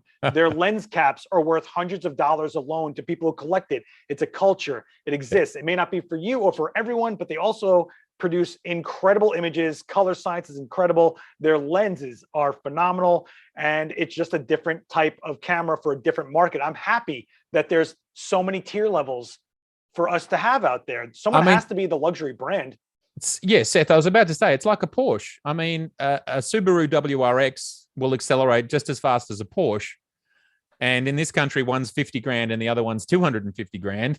They both do the same thing, A to B, but they do it in a very different style. So that's where Leica fits. Exactly right. And Hassan, I'm with you on that. I'm saying that the trend of film going up is a trend. It won't ever go away. I don't think film will ever actually go away. But and listen, I have film tattooed all over my body. My whole wall is all film framed shots. Nothing's digital on my walls. But I just think that the growth would mean that Canon starts making a film camera, Nikon starts making film cameras. Sony never made film cameras. So, it's just one of those things, man. And as far as someone saying Nikon stop playing with video, it's not like you have your own video cinema camera to compete with. That could change. And the fact that more people want video, Nikon should absolutely lean more into the video market. They have the capability. Their video looks amazing. Their raw file N-Log is awesome. Yep. Awesome. Even I don't know about you, but even the internal 8-bit flat, I think really delivers, and it's a small size codec. I really love the files that come out of my Zeds, all of them. I have to be super honest with you, Seth. Like, I actually think the video that comes out of these things out of the box rocks. Like, I've been playing with video cameras and film cameras since the 80s. And honestly, the quality we're getting out of I don't know how much a Z6 is over there in US dollars, but let's say it's $1,500. Again, it is 4K 30p. That's I don't think you can I don't think you can say anything negative about it at all. And this is internal. Yeah, Robert, Sony did buy Minolta, not when they had film cameras though. They had the A line, they had the A mount cameras, which is what you got in the beginning. Then the Alpha line came out, which had a lot of flaws to it, from small batteries, overheating, and they evolved the cameras going forward. And I think we're in agreement that like about the third generation was probably where Sony really nailed in a good system going there. Yeah, Brad, both Seth and I, we're both sitting on our Nikons, and we both chose the 35mm. We're both. I'm on a Z6 II. He's on a Z6, and we're both packing the 35, which is it's the right focal length, isn't it? Full frame, looks great. Yeah. And we're both. I was using the 24-70. We're both on the SD, the standard profile. We had a bit of chat about that. I was kicking off on flat because that's how I normally go. But it was like, we're going live. I better have a bit of color. I was looking a little bit colorless. But that flat profile, I love it. I love it for just a little tweaking in post-production. Yeah, Liam, I'm with you. I think one of the things that people don't even, first of all, you have to realize who's buying cameras now. They don't even know what they're looking at with RAW files. The majority of people that are buying cameras, they get asked, I want to buy a camera. What should I get? They look at YouTube, they buy what they tell them. And then they think, well, this is awesome. This is what it's supposed to be. They don't know. There's a question. Can I just answer a question back here? Is that cool? Yeah, of course. That's someone said they want built-in triggers. If you're talking about triggers for lighting, here's why that's not going to happen. Every lighting brand buys a frequency, and a lot of the reason why some things like Profoto cost a lot of money is because less things are on the frequency that they buy to use for their triggers. For a camera to have a trigger for every system that's out there built in, while it's possible, will cost so much money that you're going to be paying for lighting brands you're probably never going to use to be able to trigger inside of a camera. And if they limited it to just one brand and you don't use that brand, you're probably not going to use that camera. There's too many things that don't match up. And not to mention, those lighting companies want to sell you a trigger. So it's just not going to happen, guys. I'm sorry. Al Flano, is the Z6 II getting hot as a webcam? No, I just reached over and touched it. It is slightly warm, but I wouldn't call it anywhere near hot. And we've now Seth and I have been live for almost 2 hours talking to each other. So I think they're doing fine. And Seth actually gave me a really good tip for anybody that's thinking about this. And this is not an ad, but I just thought about it. This thing here, this is a little battery eliminator, which allows you to just put charge into your camera, and it'll work on any brand. Yeah, there you go. He's got it there. I'm actually using mine. So you can use the USB mode, but I just decided to go this way just in case, because I haven't actually tested it before. You know what? I touched the thing. Yeah, don't touch the thing. Touch the thing, and you're in trouble. Not the thing. Don't touch the thing. No, because I touched the back of the screen to see if it was hot. So now it was tracking something instead of. I hate it when that happens. This goes into the power. You could have like a power brick or a USB port for that's your power. Yep. But this, you just buy any other module for like 10 to 15 bucks that goes to any camera. So instead of you buying a specific AC module for your own camera only for 150 bucks, you can just buy a bunch of different dummy batteries that all go to different cameras if you have multiple systems. It's awesome. Yep. And it's a battery. This battery lasts 45 minutes without it being plugged in. Yep. So to reiterate what Seth's saying there, that box, it's not only sort of an adapter, but there's actually a battery in there as well. So if you happen to lose power or you want to hot swap to another battery or power source, there's a battery an inline battery, which is such a cool idea. Anyway, we're totally not advertising that, but we're just giving you a bit of behind the scenes on how we can pull this off. And these are just two very normal Z cameras going the distance for this very long web thingy that we're doing here, which is super exciting. Do we want to talk any more about Z9 or Z8 or what other Zs? We've talked about the fact that I agree, I'd love to see an A7S III Z sometime in the next 18 months. I have almost contemplated buying an A7S III because of, just for video and its low light capability. So I would love to be able to throw my Z glass on the front of that. I'd love to see Nikon do the what do they call it, where it's like a digital stabilization. It's got it's measuring the movement within, and then you go back and you post-process it to iron out the movement. I know they're doing that now in the A7S III and the A1. I'd love to see Nikon get into that tech. I don't know how hard it is, but do you know what I'm talking about there? Not so. I mean, I would like to see Nikon get to Canon's level of stabilization. Yeah, that 8 stops. Amazing what Canon's done. Although someone recently sent me a link where they tested the Z7 II. Someone had tested it, and it was actually overperforming what Nikon had stated, and the Canons and the Sonys were underperforming what they had stated. and that the Z7 actually outperformed. And I think it's in Nikon's nature to not, they don't exaggerate, they will not. I'll say Nikon is so honest sometimes to a fault where they don't have the spec hype from that. But I will also say Canon, the stability definitely depends on the lens. Of course. Absolutely, without a doubt. And the newer RF glass, the stability, I'm not kidding you, Matt, it blew my mind when they handed me the first Trinity lenses on the regular R that had no stabilization on it. I was shocked at how good Canon got optical stabilization down. Then when the R6 and R5 came out, I was like, this thing is unbeatable. It's unbelievable how stable this is. Like, it was stupidly shocking to me. Well, it's like my reaction to the 40 mil. It's like, I don't really, like, I'm shooting 4K video, I'm handheld, and I'm doing these tiny little micro movements, and it's just going, I'm on a steady cam. This is just really smooth. And I'm like, what's going on? I don't even understand it. So I'd love you to steal one from Adorama and have a play and see if you have the same experience on a Z6 II as I've had, because I'm like, I don't get it. So I reckon this is going longer than what they're quoting, and because I just think Nikon are quite conservative, as we say, with the marketing, and they just will not exaggerate about anything. Well, do you know what I found was one of the most stable lenses ever from Nikon, and this is crazy, is the 16-55 that's on the Z50. The only stabilization in that camera is the glass, and I thought the camera had stabilization in it. That I kept on telling people, no, it's got stabilization in it. It's always stable. No, it's the lens. Always the lens. Well, I have to say, I was testing it on the Z50, and it's like there's no stabilization, and I wasn't enjoying that. I enjoy my stabilization. Aspie, do you just have like something where you just blurt things out? Because there's no one's saying much about Fujifilm aside from having stacked sensors coming out, which is kind of crazy. I'm psyched to see what that's going to be.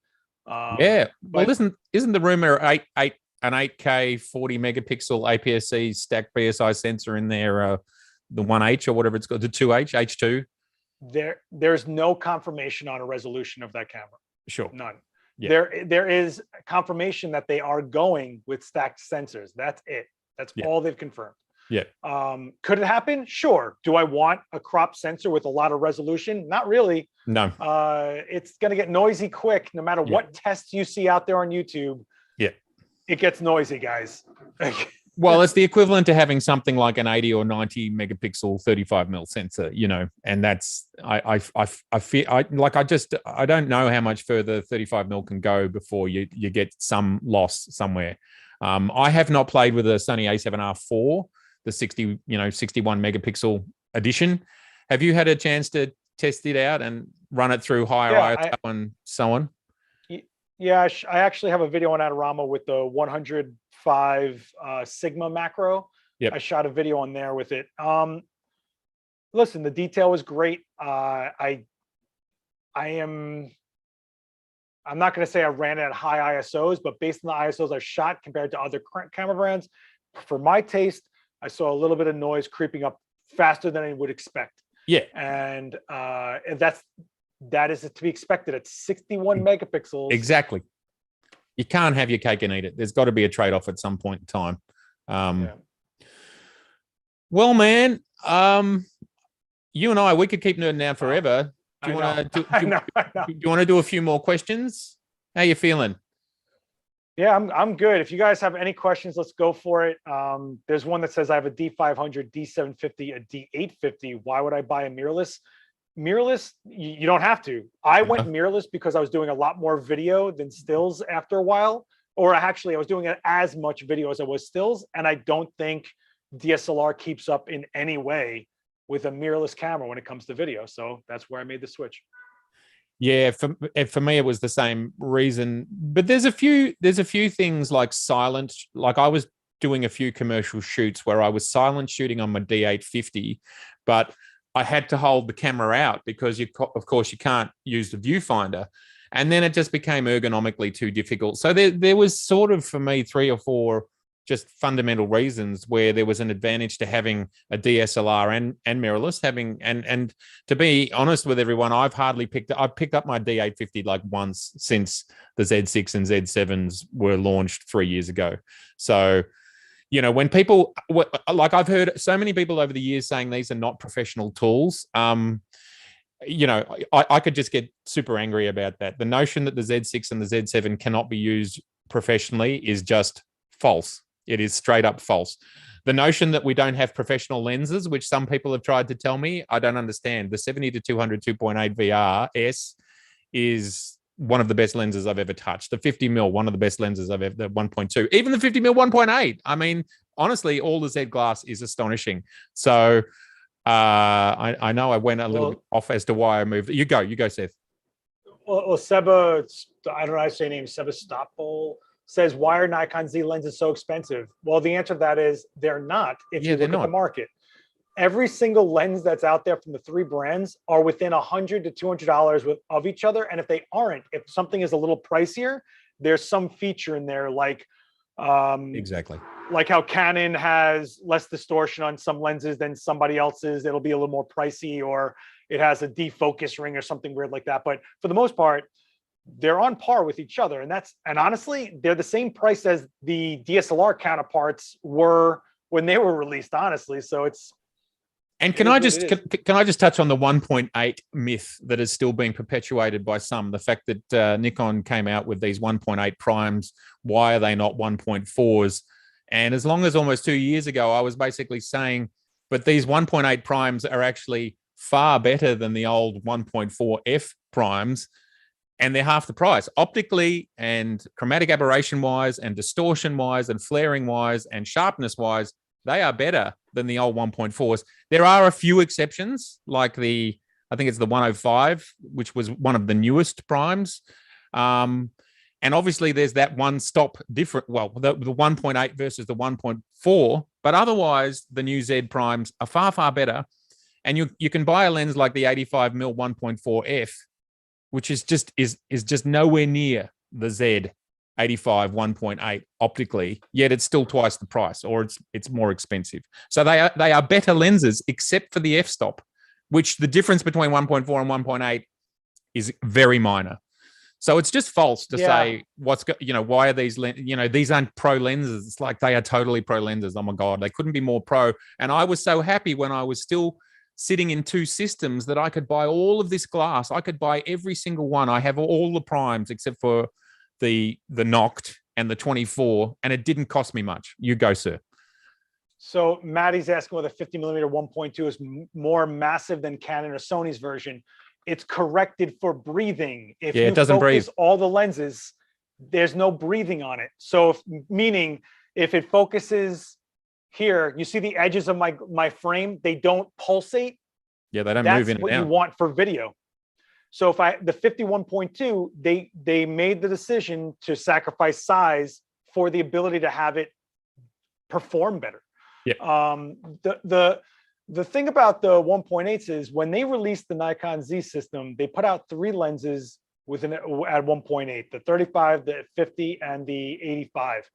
And they were all under $1,000. That means you could walk into that system and have great glass, fast glass, small, light, and affordable. And people just went, it's not 1.2. This is garbage. That's what we got. I was like, you are all rats. Yeah. I'm just so sick of it, man. So sick of it. Yeah. There was one question I wanted to answer from Andrel. He says, do you think the Fujifilm GFX line can survive against Nikon, Sony, Canon high megapixel cameras? And my answer to that is yes. And I'll tell you why, because they're not selling to an extreme mass market with these cameras. You know who buys these cameras? The fashion guys that didn't want to spend 40 grand on a Hasselblad. The medium format shooters that don't want to go $150,000 into a system. The medium format shooters that don't want to rent every time they go shoot. These are a different philosophy and a different way of shooting. This is $6,000. Well, so is the Alpha 1. Completely different animals going completely different directions. So yeah, it'll hold. It's all about the use case. And I totally agree. Like, I bought a Hasselblad that does 1.5 frames a second. full well knowing it does 1.5 frames a second, and I bought it for a different use case. Like that's the thing. You're buying it for the 16-bit, you're buying it for the larger photo sites, all of that sort of stuff. And it's about use case. There isn't just one use case, which is it needs to be as fast as possible, frame rates as fast as possible, autofocus, and 50 megapixels. There are actually other use cases out there. There's also another point to this, that they're making the GFX line more and more affordable as they go forward. So if you're in the system and you have the glass, you might be able to get 100 megapixel one day for that $4,000 price point one day. We don't know, but they're pushing that direction, and it could be the size of full frame, the weight of full, like it's closer, it's getting closer. Full frame, medium format of blurring, Is that about the size of a D850? Like it looks like it. No. This is I equate this to the size of the Panasonic S, but this is let me take the grip off my D850. Yeah, but it's pretty similar though, isn't it? I mean, obviously the glass is a little bit bigger because of the larger sensor, but it's pretty similar. So this is D850 GFX. So is it going to focus, Nikon? Are you stuck on me? Oh wait. Oh, there you go. There it is. Oh, so, the D850 is larger in some ways. Wow.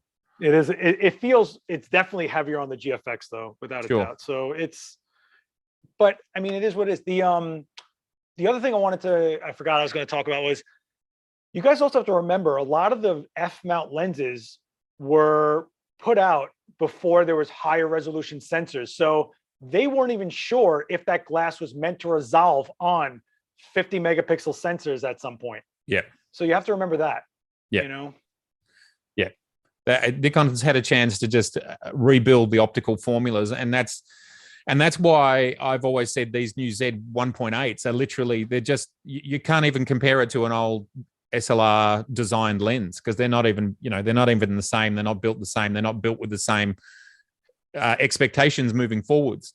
They're not built, F-mount lenses weren't built for video, Seth. I mean, were they? Like, Nikon weren't thinking about building lenses for video for the F-mount. I'm not sure there's any F-mount lens that works that well compared to Z lenses for video. Yeah. Do you think Nikon will be launching more telephoto zoom lenses, like a 200 to 500? Now the Z9 is absolutely. Absolutely. It's just, you also have to realize a lot of those lenses, they know they're not going to sell a mass amount of them. They have to play a game of what can we sell a lot of to keep cash coming in while we put out the big heavy stuff. So you got to keep that in mind. But the bigger lenses, they sell those directly to rental houses before anybody else. And that's where they hope to recoup all their money. So keep that in mind. And our mayor, what's my use case? Check out my Instagram, Last X Witness. You can see it right there, I think. And you can see all the zombies and aliens and high detailed makeup that I have to shoot 30 different characters a day, all the time. It's beautiful. It's amazing. There's just some amazing photographs and amazing makeup artists. I just wanted to respond to Jess here in the comments, who's talking about the fact that he's spoken to 2 professional photographers and they don't want vertical grips. Well, indeed, those 2 may not want vertical grips, but that doesn't mean that everybody else doesn't want them, Jess. That's just that's a pretty small sample size you got there. Also, it's not a vertical grip. It's the fact that you have a full body for the battery that can power you all day, and it's not that much bigger. You probably would have bought a grip for it anyway in most pro cases. And guess what? When you have to buy a grip that's not 100% the same as the body of the camera, it's no longer weather sealed. So Canon and Nikon doing full body pros, most of us want that for the battery life alone all day, the grip ability in our hands all day, 12, 16-hour days I do, and I want it to be sealed. Yeah. This isn't sealed anymore. Yeah. This is no longer sealed, guys. Yeah. And that's something that, like, I've shot on beaches, I've shot in forests, and you just simply don't want to be thinking about ingress of water or dust. And as Seth said a long time back, I've never had a Nikon camera fail at all in nearing now 30 years of using them since 1992. And that's just something to attest to, isn't it, Seth? Like, you're confident because your camera is the best, it's the best that it can be. And getting water in it or dust in it is just something you don't want when you're in the field shooting. You just don't want to think about it, and you don't have to. Well, I deal with a lot of stuff in the makeup industry, like fake blood, which is a sugar. Yeah, right. And it gets all inside my cameras like crazy. And I don't worry about it. I don't have to think about these things. I don't think about my shutter, my mechanical shutters failing. I don't think about overheating. I've never had a Nikon tell me it's overheating. No. I've never dealt with any of it, No. And another point about the vertical grips is it's actually not as big as you think. I urge you guys to go find a place that has an R3 on display and put it in your hand. It is not what you think. It is not this big. It's probably about like here, honestly. It fit completely. It was shockingly small. It was comical. I mean, God, I feel like I'm advocating for this R3, but I feel like there's so many misconceptions because no one's held one. Well, it's really great ergonomics that they've done there, that they've managed to keep the body small and light. And you can see when it's up against a 1DX, whatever, that it's significantly smaller, like 30% smaller. So I don't actually have a sense of the scale of the Z9 as to whether it's more R3 or whether it's more D5. So it'll be interesting to see what Nikon have done in that space. But it's going to be a different beast. We know that. 8K, that's a big difference right there. Very good. What else have we got coming in on the feed? Yeah, don't forget to like the video, guys. Thank you very much for that, Brad, for yelling that out. Maybe you and I should like it, Seth. No, only joking. Yeah. I'm going to do a quick thing. A quick scan. Hold on. I'm going to do. Why am I doing this?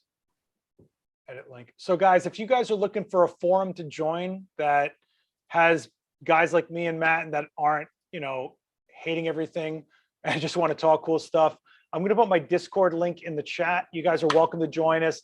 Brad is actually one of my OGs in that community. You guys are welcome to join me there. A lot of great discussions and every camera brand has its own room. So if you're having troubleshooting issues, you guys can help out. So the link is in the chat. My name's in there. You can find me. Z52. Well, it's probably about time for that next year, and a Z6 III, maybe. It depends. I think that's what the ZFC is. Yeah, well, sure. Good call. It is upgraded. They addressed all the things we wanted. We had the flip out screen, the power deliver USB. It's just a little crazy looking for people that might not want a camera that looks like that. So I don't know.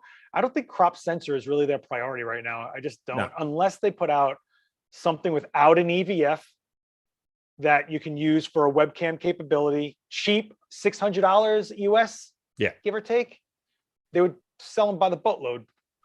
Well, the Z30 was rumored a long time ago, but the ZFC got in the slot, and as we know, they can only put out so many cameras at once. A question about next year: how many bodies might we see next year? Then, but seeing as that question's come up, I don't think we're going to get more than one or two a year like this year, where we've only had.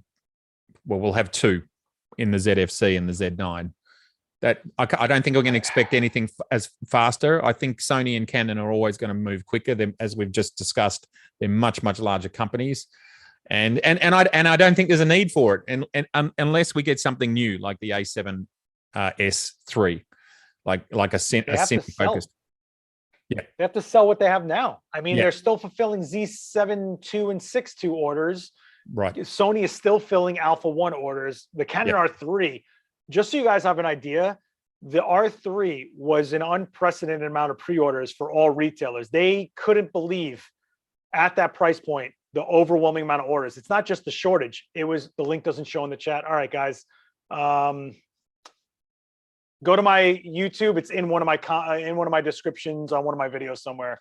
Did I maybe have to approve that? Let me go have a look. No, it's not here. I don't know why that's not there. It's not there. That's weird. Here, I'll put it in the chat. I'll put it in our Zoom chat. How's that? Yeah. Boom. There's the link. Yeah. Oh, okay. Yeah, I'll try and post it. You guys also have to realize that whatever's coming out next year was during this struggle of building anything, right? So that means that they're building it now to put it out next year. I don't know, man. I think next year is going to be a big lens year. personally for all brands. I think we're going to see a lot of lenses being put out the door personally. And I think Canon's going to put out, thank you. Go on, Canon's going to put out. I think Canon's going to redo the RP. I think they're going to put out a very affordable, capable camera because the Z5 did so well for Nikon. Oh, good. And Sony needs something that's that price point. That's not an A6000 series. So they need something that's not the A7R II that's like 8 years old. They need to put out something that's affordable as well. So we'll see what happens. Yeah. Thanks, Thomas. I appreciate that. So it must be interesting. Through Adorama, you get a sense of just sales volume that comes in, and so you hear, you go, oh, wow, people are loving the R3 or the ZFC or whatever. Look, whatever Sony even just sort of announces, the pre-orders are explode. Their marketing is untouchable. Yeah. Canon, when they put it out there, they kind of wait and just see if it's something they really want. They don't question if it's quality. They question if it's something they want. Nikon, is that they're so siloed. You're either a Nikon person or you're not. They're never drawing someone over to the brand. And I think that's what they're focusing on, is getting younger crowds, cheaper cameras, smaller cameras. The ZFC was to a crowd that wanted a fashionable look that could give them the vlogging capability. Maybe that would help. Sony even overcooked the price of the A7C. I was not into that camera. I think that it was like, there was a few things about it that just didn't add up. I'd rather get an A7 III at that price, honestly. Well, it's very, like here, it's $3,000. I don't know how much it is there, but I'm like $3,000. Like it's, no, I don't know. Is it like $1,900 US? It just seems too much for something without a proper EVF and, let me see. No, it's $1,800 here. Yeah, well, that's without a lens. Basically, we're a third more. So, that's two grand, third more. It's crazy, the price. I don't understand, and that's without a lens. It just seems like a lot, because isn't it like an A7 III, a cut down A7 III? Isn't that what it is? It's odd. I didn't like the EVF. It didn't feel good to me, and that's what you live in, Yeah, so exactly. And what was really weird was the touchscreen had a weird lag to it for me. And maybe they fixed it with maybe they fixed it with firmware. I don't know. I can't speak to that. Yep. But I just felt like for that money, I'd way rather get the A7 III, which is a proven good camera. People love it. It's very capable. Why does my Sony colors suck? Well, that's subjective, right? Some people like Sony color. I like Nikon's colors, Yeah. I mean, for me, the Nikon, just out of the box, you don't have to do much, do you, Seth? It just works from a color perspective, and that to me is probably one of the most, like, for working photographers, we often don't have time to spend a lot of time with our files. We just want to shoot it, do it all in camera, and then the client wants it in 5 minutes anyway. So, well, that's what's funny, is all that special effects makeup stuff you guys are seeing on my Instagram, that's untouched. Everything is untouched. I shoot it, and there's people in this chat that watch me shoot live. Those shots are the shots they see me shoot live in camera. So that's how I've always done it. And my clients leave my studio with the flash drive of the shots that day. I don't give them like 2 weeks or here's a Dropbox. They leave them. So, and see that, again, when you're working, that's what your client wants. That's what you want. You want low touch, and it's out the door. And this is not saying anything about anyone else's colors. All I'm saying is that we can be confident that the Nikons give us that without effort, which is just absolutely fabulous. So KVGV says, whatever brand's colors suck sounds silly to me when you get a LUT that converts them from anything to anything, which actually isn't true. Color theory is color theory. Unless you really bend color around like crazy, you really can't make a Nikon look like a Canon. You can't, it doesn't happen. There's presets and there's ability to color grade, but what the sensor is reading as red for that sensor is a different red sometimes than for another camera. So there's accuracy, and then there's pleasing color, and pleasing color, I'm sorry. And you kind of have to pick which way you want to go. And a lot of reasons people gravitate to one brand or another. And one of the reasons Leica is so loved is because of their color science. And it's in the glass. The glass of the lens is a lot of is half the color spaces in the glass. Yeah. Ronald asked, how do we get Nikon to embrace working pros that are in smaller areas around who may not have the biggest names, but are indeed full-time pros?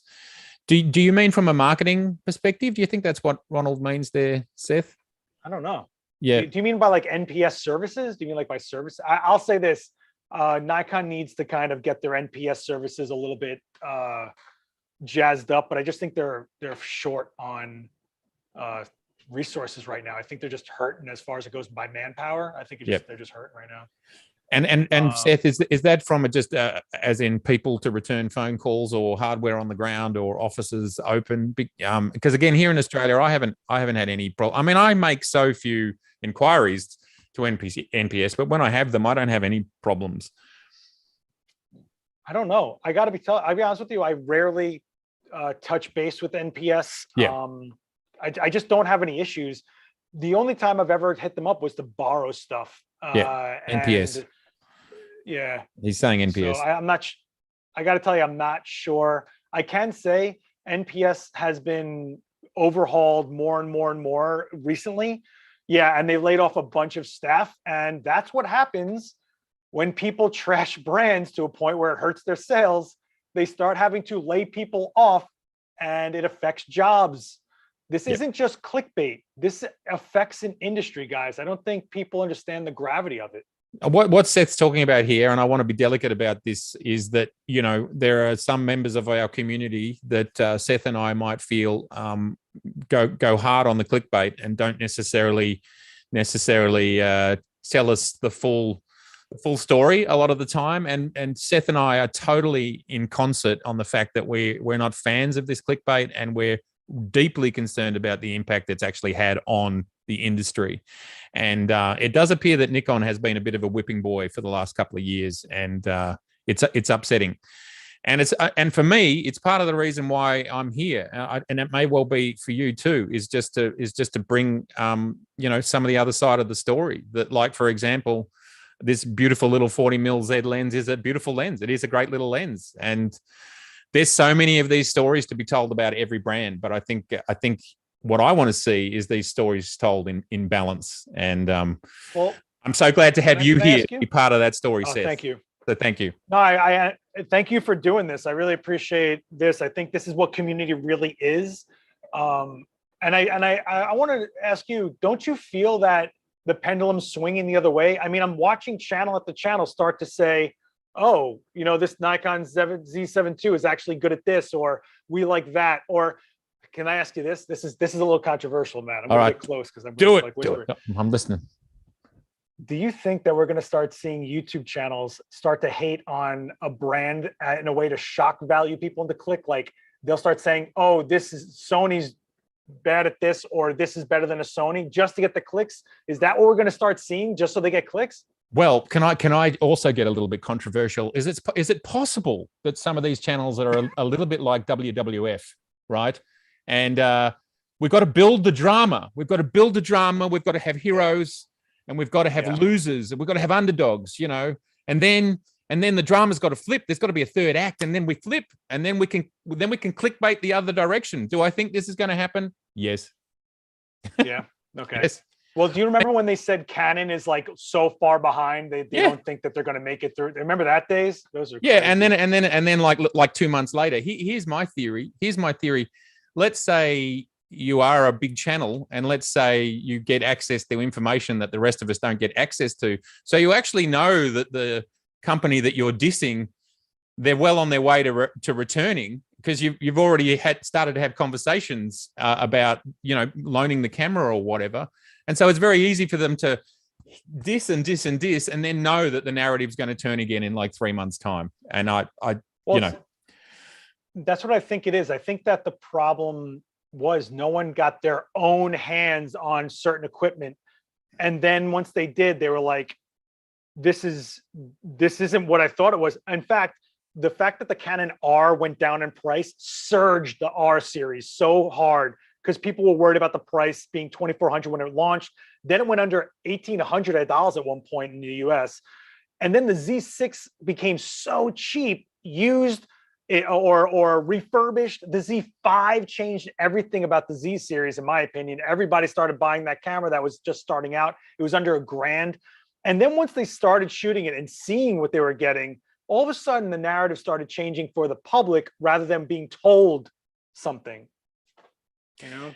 Yeah. Well, I do believe we have a Shakespearean level of drama being unfolded, as opposed to, you know, as a good friend of mine once used to say to me, do not let the truth ruin a good story. You know, do not let the truth ruin a good story. And I think we and I'm not saying I don't abide by that, especially when you're talking about specifications and especially when you're talking about entire companies being actively affected. This is not a drama. This is real life, and we don't want that. So it's fabulous. And Seth, you're so well placed because you actually get, you probably, unlike almost anybody, is using every camera from a Fuji, through to a Canon, through to maybe even Olympus is still, I don't know, like, you know, you're actually using them, and you're having to evaluate them with no bias because you're doing it for Adorama, who sells everything to everybody, right? So, right. Honestly, listen to this man, people. He knows most everybody. I'll be honest with you. I can tell you every single brand what I love about those brands. I can tell you every single brand what I hate about those brands. Exactly. But they couldn't all be the same, because that's the beauty of having the choice of the gear. Exactly. It just sucks that if you're in the system of whatever brand and they're getting hurt, you lose support as a pro.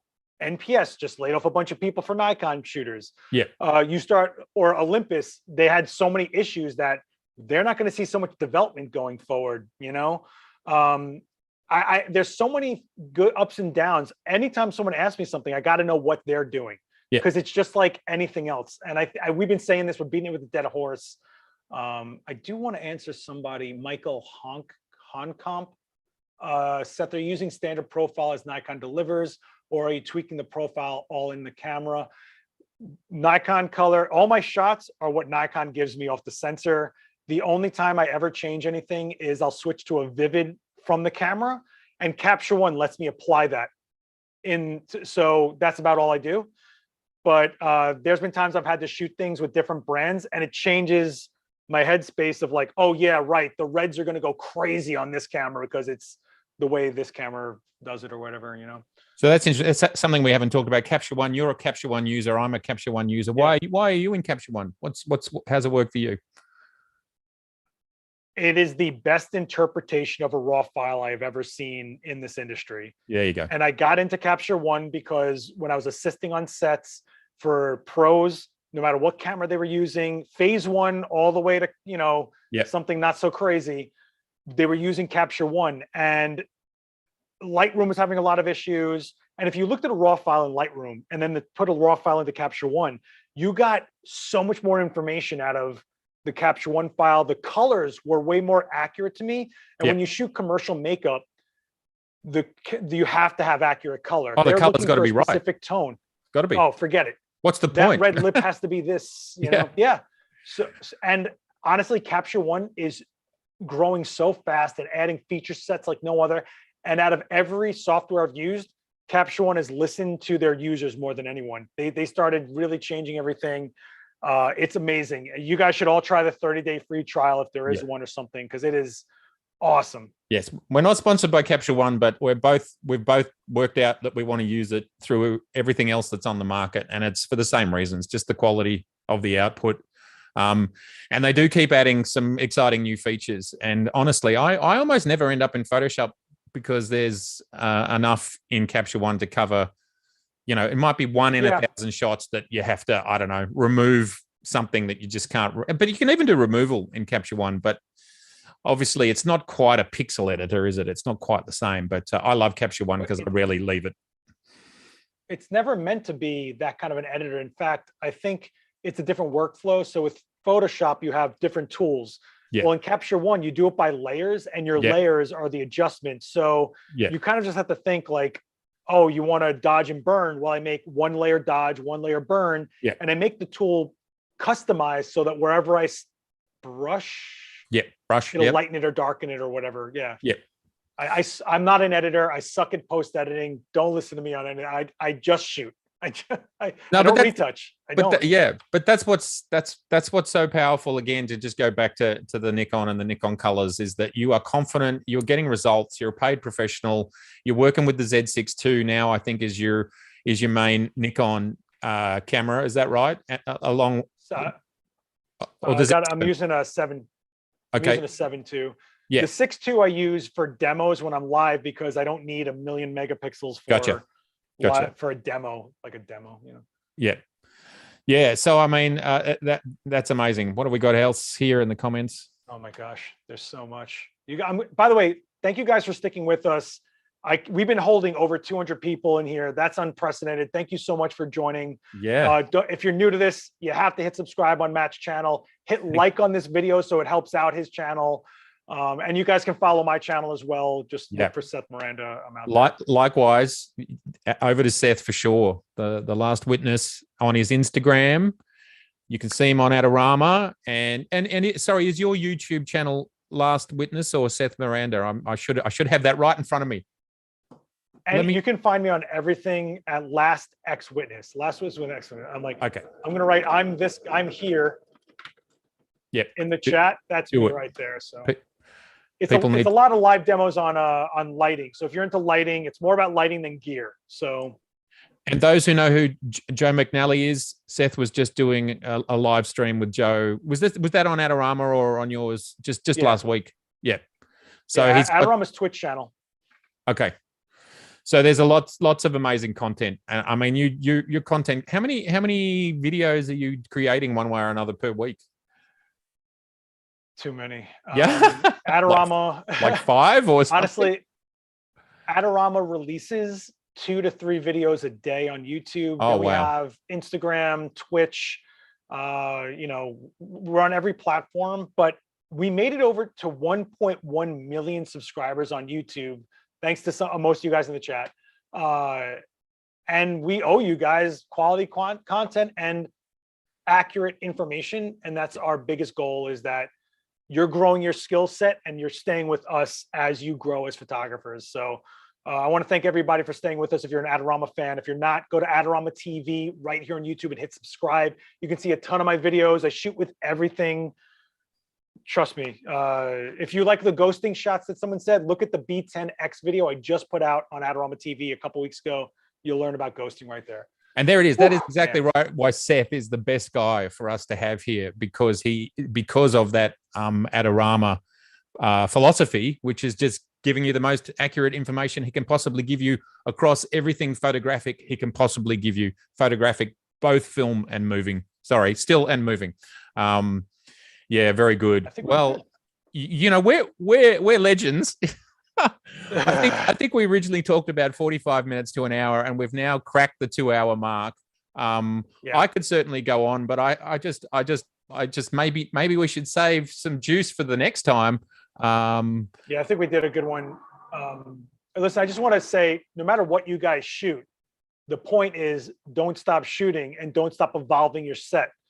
You are everything. You invest in yourself.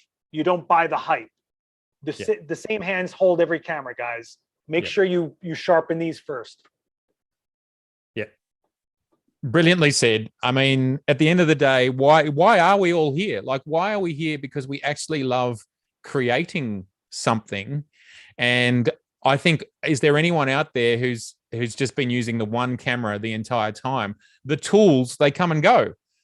But it's what's in our hearts. And people have always said to me, I want to be a photographer. I want to do what you do.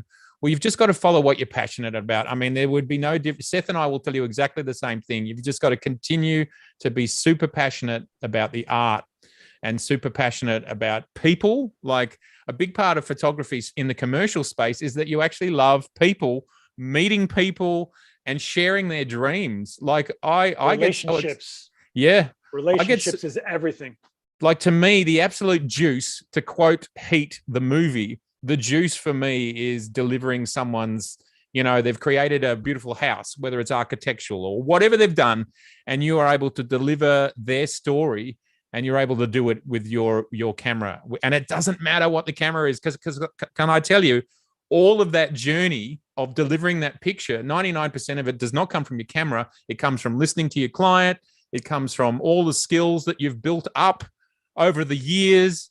And I tell you, me and Seth, we could do this with any camera, couldn't we, mate? It really doesn't matter. I mean, there's specific use cases where you want a specific camera, but most of what we do is listening, looking. I mean, I do a lot of lifestyle, right? And I do a lot of lifestyle with sometimes semi-professional or non-professional models. And so much of my work is getting them across the line to work in front of the camera. And the technical for me, is just order, like that's done. Like there's, what is it, Seth? 5 things we need to know: aperture, shutter, focal length, framing. There's a few fundamentals, but then most of it actually comes from who we are as people, how we see the world, how we interact. That's my rant. Guys, I got news for you. You know how many times I finish a shoot with tens of thousands of dollars in gear pointed at someone, and before we're done, they'll hand me their phone because they still want a shot from their iPhone. And you still got to give them a good photo on their phone. Make them happy, get a shot, create. It doesn't matter what the tool is. If you like the tool, if it helps you, if it makes sense to you, and it gives you the images you want, just keep using that tool. Listen, I can't thank you guys enough for the forum here. Thank you so much for listening to us go at it. If you have any questions, you can tweet at me, join me on Instagram or whatever. Matt, thank you so much for giving me a spot on your channel. I really appreciate it. And if you're from my people, follow Matt, give him a subscription, and hit like on all the stuff. All right, guys? Yeah, and right back at Seth. Make sure you follow him. And it's been amazing. I'm sure we'll pick someone said in the comments, Seth, that we should do this at least 3 times a year. Great number choice.